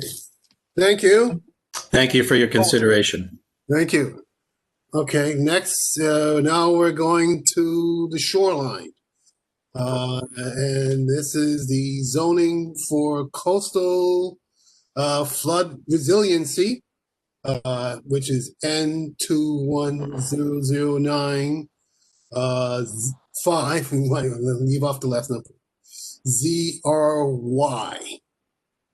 And this is, we had a presentation about, a year or two ago from the city planning, which gave us basically what they're trying to do is to protect the shoreline, shore communities, especially like Dumbo. We know Dumbo flooded from the last hurricane, and they're looking to try to make changes in zoning and planning so that won't happen again. We have presenters, Amrita Mashi, senior urban designer at the Brooklyn Office of Planning, Katie with a C Ferrara, who's the planning team from over in the Staten Island office, and Kate with a K Ricard, who is a resiliency planner, and also with the Department of City Planning. So whatever order or whoever wants to start off, go right ahead. Thank you so much for the introduction. Good evening, everyone. Thank you for giving us the opportunity to present tonight. I'll just give Kate a second to share her screen. It looks like I don't have share access. Is there a way to re-grant that? Apologies. Okay, can the office pick up on that? We'll have to help her out. Yep. I got it. There we Thank go. you. Thank you. So my name is Amrita Mahesh. I'm an urban designer at the Department of City Planning's Brooklyn office, and I'm also the liaison to Community Board 2. I'm here with Kate Richard, who's sharing her screen at the moment, who's a resiliency planner in the Brooklyn office as well. We're here tonight to provide an overview of zoning for coastal flood resiliency, which proposes updates to the zoning resolutions, Article 6, Chapter 4, and other related sections. I'm going to share a summary of the proposal and highlight certain provisions of what is a very detailed text amendment. I'd be happy to answer questions and also point you to materials that describe the project in greater detail following this presentation. The proposal, next slide. The proposal builds on zoning text amendments that were put in place shortly after Hurricane Sandy to help coastal neighborhoods recover and rebuild quickly. But those zoning flexibilities which were passed as temporary emergency measures are beginning to expire. And the Department of City Planning has conducted many years of research and outreach over the past several years, which have uncovered several issues that communities are still facing. And the proposal is now seeking to make many of these provisions added after Sandy permanent and also expand on them so communities can have greater flexibility for adaptation. Ultimately, zoning for coastal flood resiliency will help those living and working in the floodplain to reduce damage from future coastal storms, be resilient in the long term by accounting for future risks, and potentially help save on flood insurance costs. It would also assist with the recovery from future disasters, including the present situation with the COVID-19 pandemic. Next slide. After engaging with communities in the floodplain on a wide set of issues, we were able to establish 4 overarching goals that help us move from Sandy recovery to a longer-term resiliency strategy. Next slide.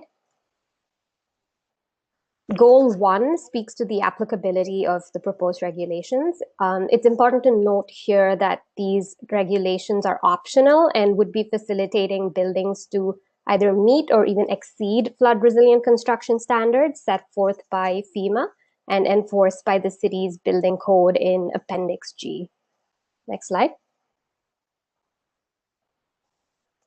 ZCFR would expand the applicability of the current text to a broader set of buildings that are also exposed to flooding in the event of coastal storms by allowing any lot that's located within both the 1% and the 0.2% annual chance floodplains to have access to the proposed special rules that help enable resiliency at the building scale. The 0.2% floodplain serves as a proxy for the higher end projections of the 2050's 1% annual chance floodplain, allowing the city to advance resiliency in the longer term, as it would also allow property owners to proactively undertake resiliency improvements, even if it's not required by the building code. Next slide. The second goal is to support long-term resilient design of all building types by offering flexibility in the zoning framework. In CD2, the 1% annual chance or high-risk floodplain includes around 240 buildings, and the 0.2% annual chance or moderate risk floodplain includes over 400 buildings. And they comprise a variety of building typologies with a wide range of uses. So it's really critical that we provide enough flexibility in zoning to address all of these built conditions. Next slide. Starting with the building envelope, these rules would allow building owners to physically elevate habitable spaces and other building support features above expected flood elevations by offering more flexibility with building height, yards, and floor area, so buildings can be made resilient without having to choose between retaining usable floor area or making their homes resilient. Next slide. Regarding ground floors, this set of rules would promote good long-term resilient design of buildings and how they meet the sidewalk. Through floor area exemptions, the proposed rules would encourage internal access and active uses to be kept at the sidewalk level to the extent possible, for communities in the floodplain to continue to be vibrant and accessible. Next slide. The current rules allow ground floors in existing buildings that are wet flood-proofed to be exempt from floor area. This helps buildings become resilient, again, without having property owners to choose between losing a portion of their buildings. And DCFR would allow this exemption to apply to both existing and new buildings to apply the allowance more consistently and support new buildings also adapting to climate change. Next slide. The proposal would also modify existing dry floodproofing allowances to only allow the first 30 feet of a space that is dry floodproof to be exempt from floor area, provided that the space is used for non-residential uses, complies with certain design requirements such as minimum transparency, and provides internal clearance, sufficient internal clearance.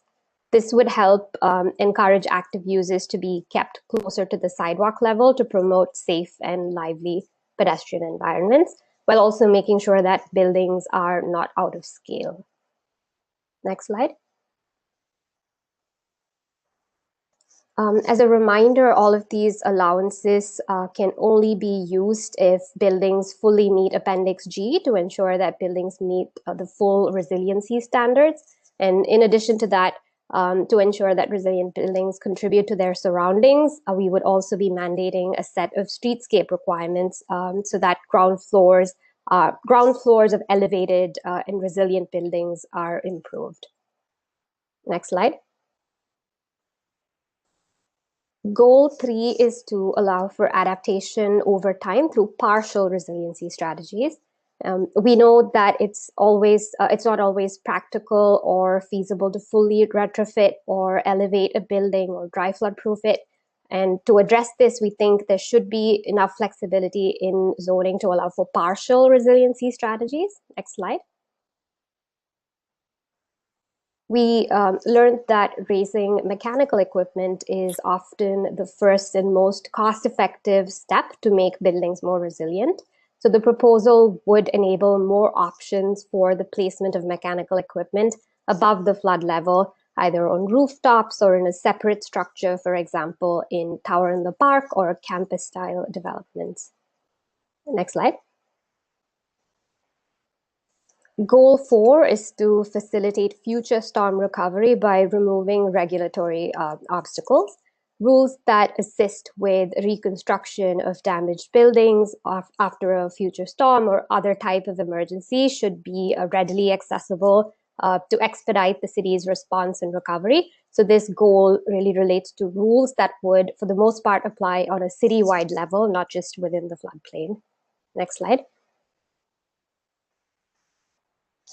Sandy showed us that a storm's effects can go beyond the floodplain, especially across our energy grid. So this proposal would also allow power systems, including generators, solar energy systems, fuel cells, batteries, and other energy storage devices to be considered permitted obstructions in open areas across all zoning districts to facilitate their installation. Next slide.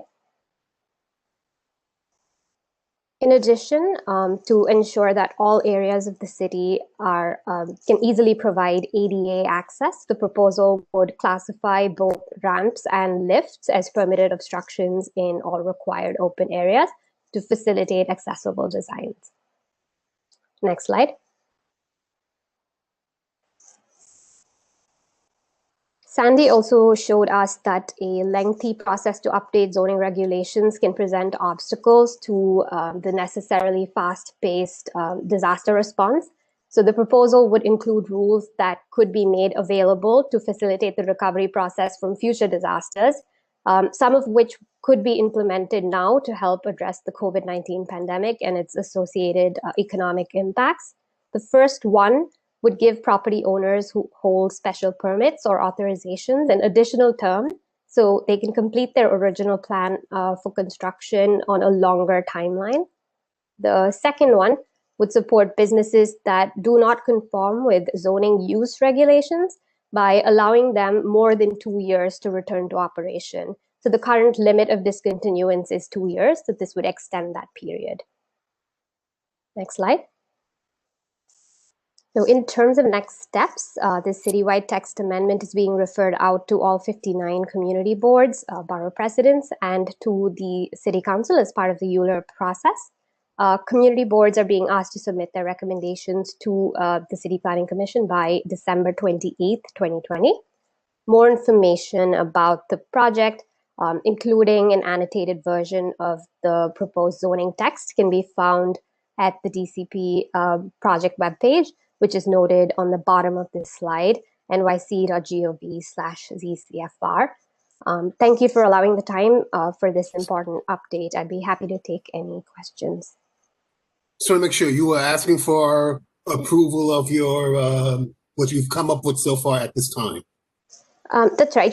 You have until December 28th to submit your recommendation. Do you want our recommendation now?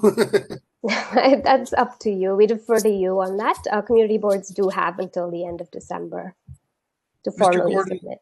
The committee will need to make a recommendation tonight so that the full board can vote at the December general meeting. That's what we thought. Okay, so we will need a motion, and we'll have and also we have comments from our committee members. Questions first. Okay, Questions. all right. Yeah, questions. This is floodwater resiliency that applies essentially to our border areas. That's a question. Like the Brooklyn Navy Yard and the Brooklyn Bridge Park. Does this apply there in any way? That's right. So this applies in the 1% annual chance floodplain and the 0.2% annual chance floodplain. Kate, if you flip to the next slide, we do have a link to this set of applicability maps for Community District 2. We can share those with you, and you'll be able to take a closer look of the exact geographies where this applies. Maybe if you had specified when you were making your presentation what we should be considering as a community board, it would be helpful. Apologies for that not being clear. It's Karen Johnson from Dumbo. In fact, I wanted to have her pictures step up for on kind of houses that we don't even have in our district. So since this is a citywide text amendment, sorry? I'm trying to understand how this applies to us, and I wanted to further ask if you made this presentation to the Brooklyn Navy Yard and to Brooklyn Bridge Park. We haven't presented to specific entities, not this particular version, but during the outreach process over the last several years, we have engaged with multiple stakeholders. I can't say for sure if the Navy Yard was one of them. I can check and get back to you, but we have engaged with residents, businesses, and other local entities across the city's entire floodplain. Well, John, it also applies to us again because I'm focusing on Dumbo because Dumbo is basically a coastal community. And again, they did get flooded from the last hurricane. So yes, these proposals do affect our community board and residents. In fact, I guess the problem that you have is that most of the, presentation is really for smaller houses along shoreline communities throughout the 5 boroughs. But in this instance, we have a shoreline community that's, let's say, it's multiple dwellings, bigger office type commercial buildings, and this does apply to us as well. So it's important that the proposal does. Case that we have to consider the Dumbo place. I didn't include that initially. How could we make recommendations unless we hear from the Dumbo folks? Well, that's why I have Karen here. Karen, what does Dumbo feel about? I mean, anything that can help us be resilient is great, but the presentation is so kind of it's not put in lay people's terms. I have no idea how it would actually apply to buildings in Dumbo because you haven't given us any kind of way to understand that. But again, I mean, I'm sure the text amendment is only meant to do good. So I'm going to have to go with that and say that it's probably a good thing. Apologies for not including examples that may be specific to CD2. We can certainly follow up with that information, but I do want to clarify that the text amendment does apply to those types of typologies as well, whether it's a loft building or a multifamily building. It does have provisions that apply to a whole range of building typologies. And in this presentation, there's the last slide includes a number of links to resources that kind of breaks it down based on different geographies. We already have tonight. We can't do links right now because we have to vote right now. So apologies, because we tried to kind of condense it and highlight a couple of key provisions. We may have left out certain things. We can certainly follow up if that's helpful. Mr. Gordon, if I could make a few comments. Yes. And one of them is in defense of the Department of City Planning. This is normally a 20 to 30 minute presentation. And the board and committee leadership asked City Planning to make this a 10-minute presentation. So if there are things that have been left out, they've been left out at the request of board leadership. The other comment that's related to that is, this material was provided to the committee in advance. If they didn't have the chance to look at it, then they did not, but the opportunity was there. And then the last comment has to do with geography, which is that, our waterfront areas, Dumbo and the Navy Yard are obvious ones. Almost the entire Navy Yard flooded during Sandy. And when I say flooded, I mean several feet, not several inches.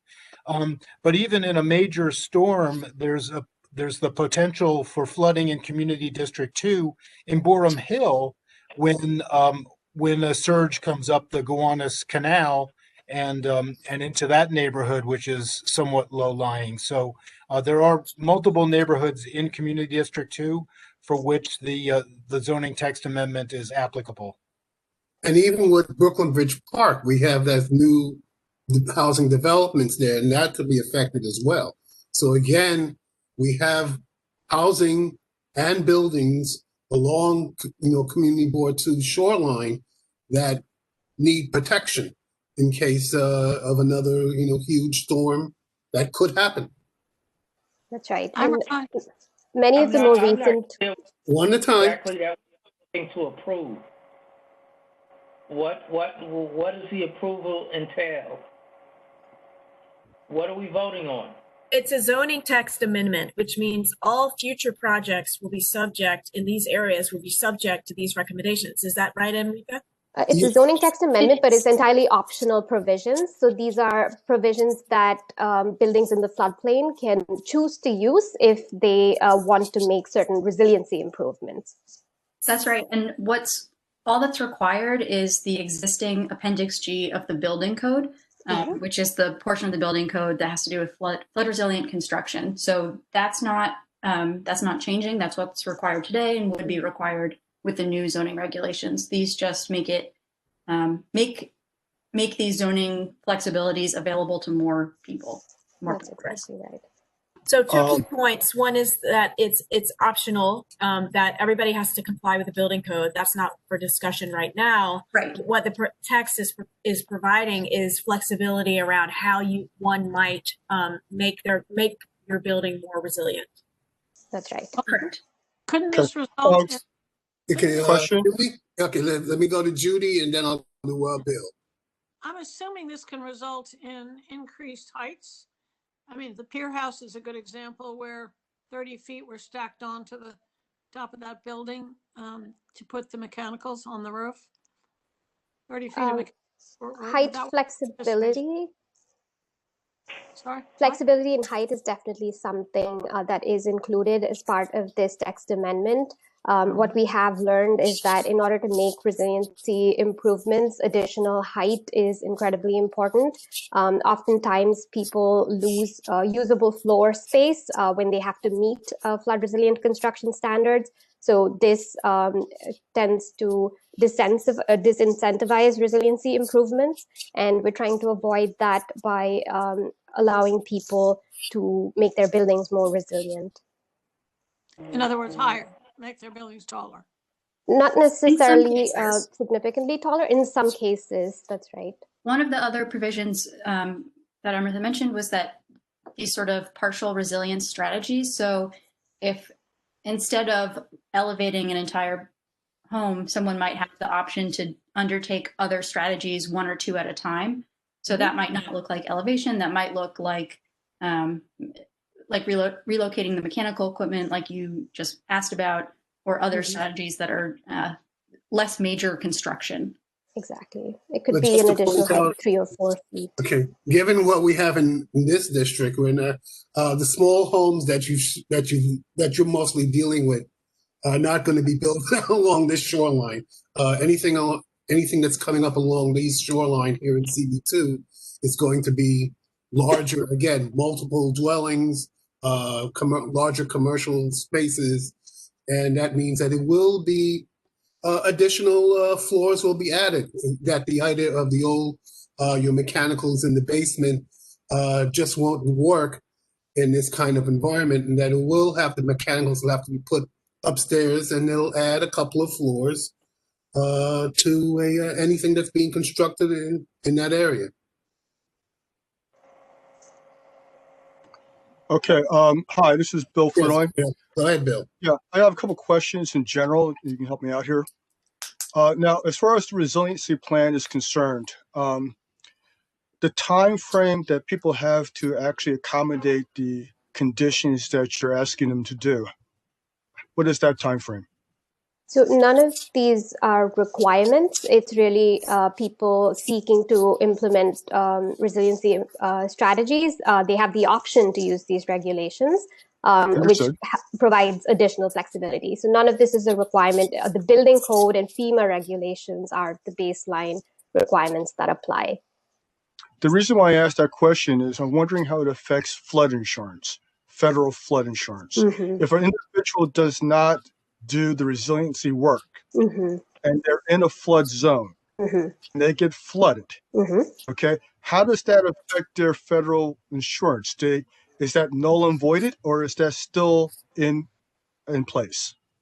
So they have higher rates of flood insurance when they haven't made resilient improvements, which is another reason why we have these flexible regulations, because by making these improvements, people can seek lower flood insurance rates.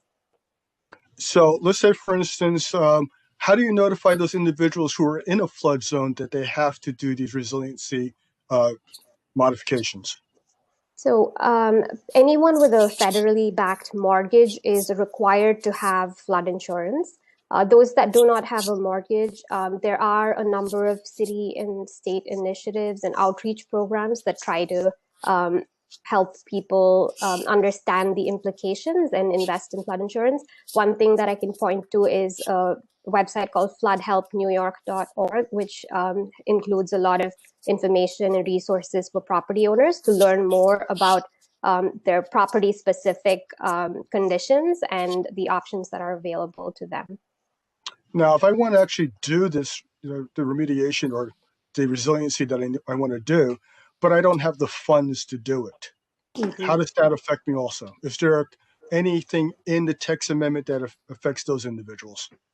So the text amendment doesn't necessarily have any financial resources or anything like that. However, the city has programs that could potentially fund this. One thing that comes to mind is HPD's Home Fix program, which offers low-income loans for improvements. So there are other resources, and the city is constantly advocating for additional funding for grants and such to enable property owners to invest in these types of improvements. Okay, and this text amendment, does it restart the clock, or is the clock still the same? This is a non-ULURP text amendment. It's being referred out in a similar timeline as ULURP, just for the sake of more opportunities for the stakeholders to weigh in. I'm sorry, let me clarify that. Let's say, for instance, you're asked to do resiliency remediation 2 years ago. Okay. Got it. Okay, would this now restart your clock? So this isn't associated with any set timeline. If there are certain criteria where property owners are required to make these improvements, for example, new construction is subject to building code and FEMA requirements, and that exists today. These regulations are essentially an update to existing provisions in the zoning, and these are all optional provisions. So the criteria that controls properties in flood zones today isn't changing. This just provides additional flexibility for people to go through with these measures. And that's in both zones, Zone 1 and Zone 2, the new zone that you're doing outreach to. So the 1% annual chance floodplain is where these regulations apply today. So we're expanding through this proposal. We're proposing to expand it to the 0.2% chance flood zone as well, but again, as optional provisions. Okay, thank you. I just wanted clarification on those items. Appreciate it. Mrs. Eric Sproul have a question. One last question. Mrs. Eric Sproul have a question. I recall during Sandy and during some other storms that properties in New Jersey could not get flood insurance because the insurance companies refused to provide it because it was too much of a risk. Would such a situation happen in these flood zones that we have in New York City? So these provisions essentially help property owners mitigate this risk and make their homes less vulnerable, and that could potentially mean they are more insurable. I can't speak for the insurance aspect, but there is that correlation where when people do make investments in making the home more resistant to flooding, the rates come down and the property is more easily able to be insured. Kate, do you have anything to add to that answer? I don't, but we can look into it and share more details if you'd like. Thank you. Okay, if there's nothing further, I am going to move to make that the committee approve the work of the Department of City Planning for the zoning for coastal flooding resiliency. Do I have a second? Second. Okay. Any further? Nothing further? Rob Paris, let's read off the. I have one Thank question. you so much. Would the additional outreach, can we get those folks from whatever areas this applies to send comments directly in to city planning and to your office? We don't need to be an intermediary in this. This is too confusing. We are always working with our engagement team to understand people's needs, and we can certainly communicate this to our team that's working on this particular project and see how we can collect this feedback. But the formal feedback from CD2 would have to be through the community board. Okay, thank you.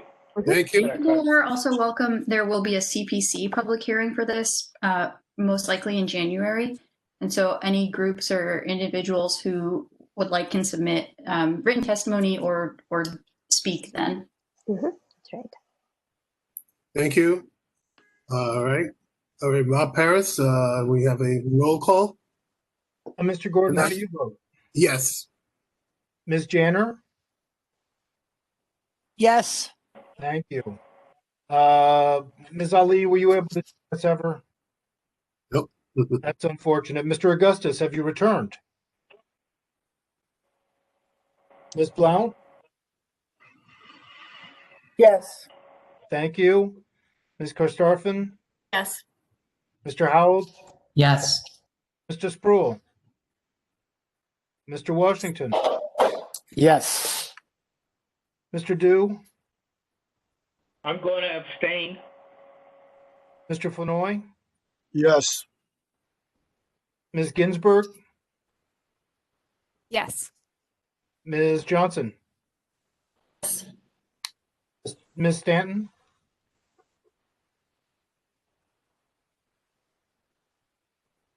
Judy, are you with us?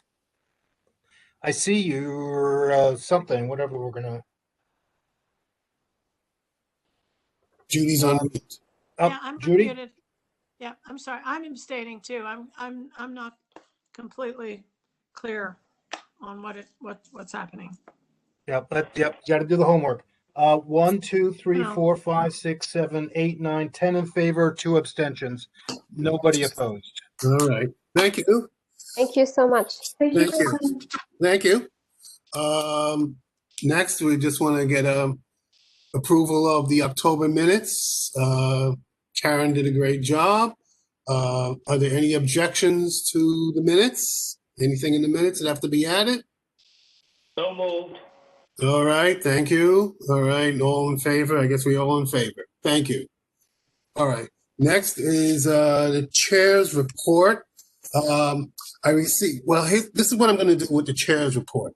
I received a request from John Dew concerning 130 St. Felix Street, which is not on calendar at this time, but he sent an article. I wasn't able to read the article.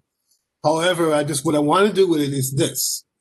I want to ask the board office if they've received any further communications or applications or anything from the Brooklyn Music School and the developer regarding how they want to proceed or how they will proceed with 130 St. Felix Street. Mr. Paris, I don't know if you have anything on that, or we're still in limbo on that.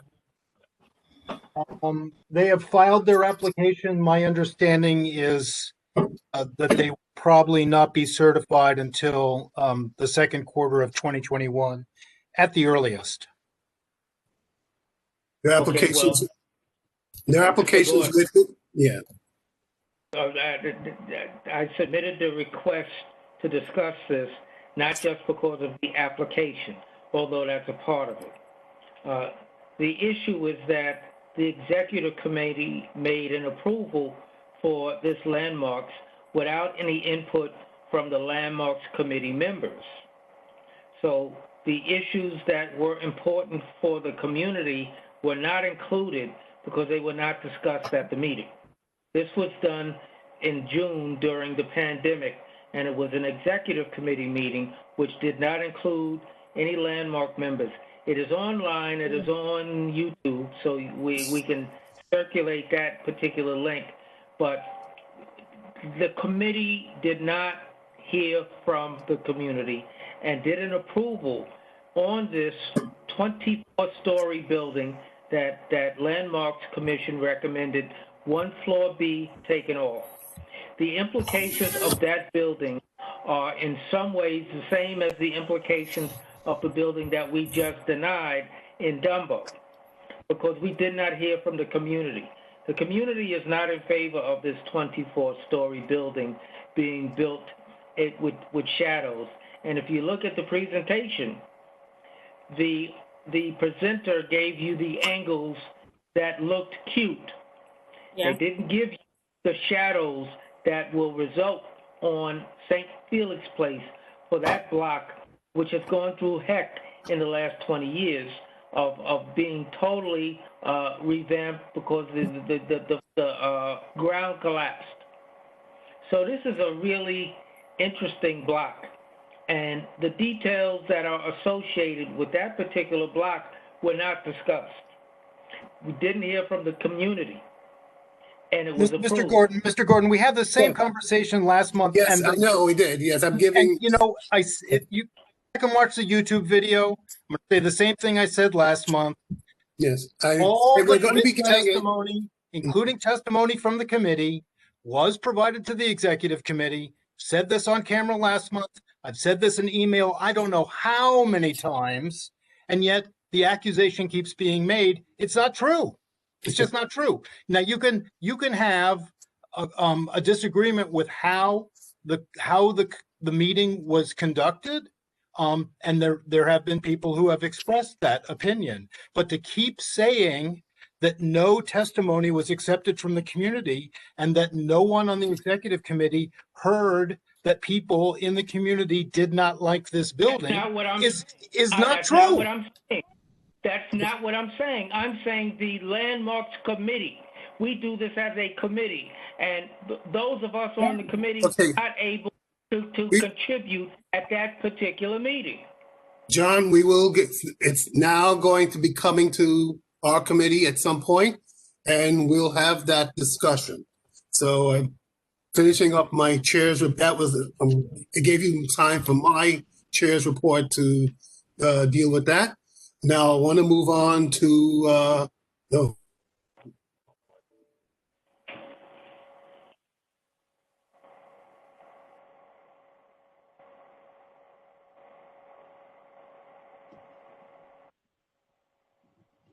Mr. Gordon, we seem to have lost your audio.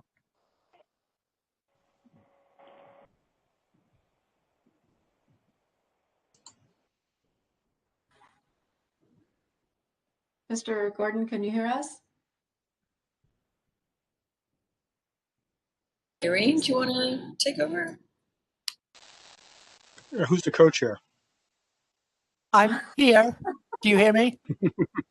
Yeah. I don't know what Mr. Gordon was going to say. This was the chair's report, and I do not know what his plans were. We've done the approval for the minutes.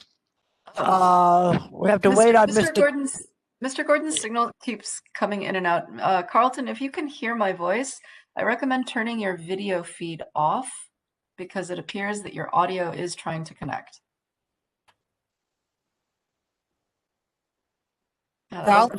Unfortunate timing. All right. As I said, I do not know what the chairperson was going to report on. So at this point, I'm going to move to Irene, other business. Yeah. excuse me, Irene, it's Yes. Judy. I'm sorry, Yeah. I overlooked a correction that I need to make to the October minutes. And Okay. The first LPC application item, 81 Pierpont, 35 Love Lane. The presenter on that was not Mark Fabris. It was Michael Ingwe. Okay. Karen, you want to note that? Mind saying that one more time? Michael Ingwe, the architect, was the presenter on the first LPC application, 81 Pierpont, 35 Love Lane. That was Michael Ingwe, not Mark Fabry. Okay. Are there any other corrections for the minutes? Okay. Again, I do not know what Mr. Gordon was planning for his chair's report, so I'm moving on to other business. Does any committee or board member have any other business for this committee? Hearing none, I'll call for a motion to adjourn. Motion to adjourn. Irene. Yes. Yes. John? Yes, I do have an item for other business. Oh, okay. We have a number of projects that are outstanding in our district, and we usually review them once a year. We don't have a mechanism for any follow-up throughout the course of the year. That is routine. Now, maybe that's part of what the back office is working on, but this is a request that I have been talking about for a long period of time. We have lots of projects. We don't actually track them in an organized way.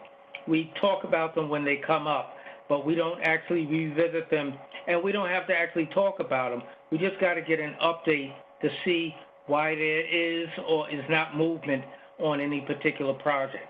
For example, the Tillery Street project, I think is done. It's finally done after 10 or 15 years, but we don't actually know formally that that project is officially done. So we should just be on top of all the projects that are outstanding in our community, particularly the ones that are in progress or about to start. But more importantly, because they're all important, the ones that we would like to get started, that are, we think, in the pipeline, but we don't know where they are in the pipeline. And for example, we had a long discussion about the York Street train station today. That's been on the calendar for 20 years at this point, and we know nothing about it. So now we're dealing with applications that are not appropriately addressed because there are other issues that have not been taken care of. So we need to actually get a little bit more formal contact and updates on all of the projects in the district. It's a spreadsheet and columns that talk about the status of the project. I would suggest as a point of reference that Brad Lander's office did this for all of his community district capital projects, that we could, it's just an Excel and it tracks everything where it is and what the status is. Mr. Paris, do you have any comments on that? Mr. Paris is no longer on the call, but I'm taking notes furiously. And Daughtry, I just wanted to capture that you're suggesting something similar to the Excel spreadsheet that Brad Levin keeps. Brad Lander, yep. Brad Lander, sorry. Daughtry, where does he get the information from? Is there a source? So I think this is in regards to the participatory budgeting projects that happen in his district. His office tracks exactly the status of each of those. So that's, they get the money for the project and then they track how the progress is going. I'll try to dig up, I haven't looked at it lately, but I will try to dig it up and send it around. Yeah, it'd be interesting where he gets the source information from. Okay, thank you. Thank you. And I'll follow up with Mr. Paris in the office. I don't think we're talking about we're talking something much larger though than participatory budgeting. I think we're talking about all these ULERPs and BSA and all these things that we have had through the years. And some of them we don't know if they're being built or what's happening with them. We probably need more. I'm talking about anything capital in Community District 2, specifically the projects that come before the community board that we think are approved and are in some status, we never know where it's at. And frankly, I just heard the comment about Councilmember Lander. I don't know that we're checking up on the status of where we are in all of these projects. I can tell you that the squeaky wheel gets the grease. And if we ain't squeaking, we ain't getting greased. Okay. I will bring this up. Was that the tracker you were referring to? Excuse me? Audrey, was that the tracker you were referring to? Yeah, okay. Exactly. So, and I would say in order to not overwhelm us, that maybe we start now looking forward and then work backwards as we can to John's point about how we've been talking about certain projects for years. But John, if you're willing to work with me on that, I will work with you and we can start. Would love to. Would love to. Okay, thank you. Is there any other business? Okay, now I will ask for a motion to adjourn. I'll throw it out there one more time. Judy? Well, I heard what, Judy? Yeah, I'll move to adjourn, but could somebody, I don't have Carlton's phone number, but I'm worried about him. He disappeared all of a sudden from this committee meeting. Could somebody call and check on him? He probably just lost his Wi-Fi. Well, all right. It looks like he lost his Wi-Fi. He slowly drifted away. I'm sure he's okay. Ms. Stanton, it did look like a technical error on this end. Oh, good. Okay. Yeah, because if something happened to him, we'd see him not. Okay, we're done now, right? Yes. Okay, so we can turn off the recording. Okay. Motion to adjourn.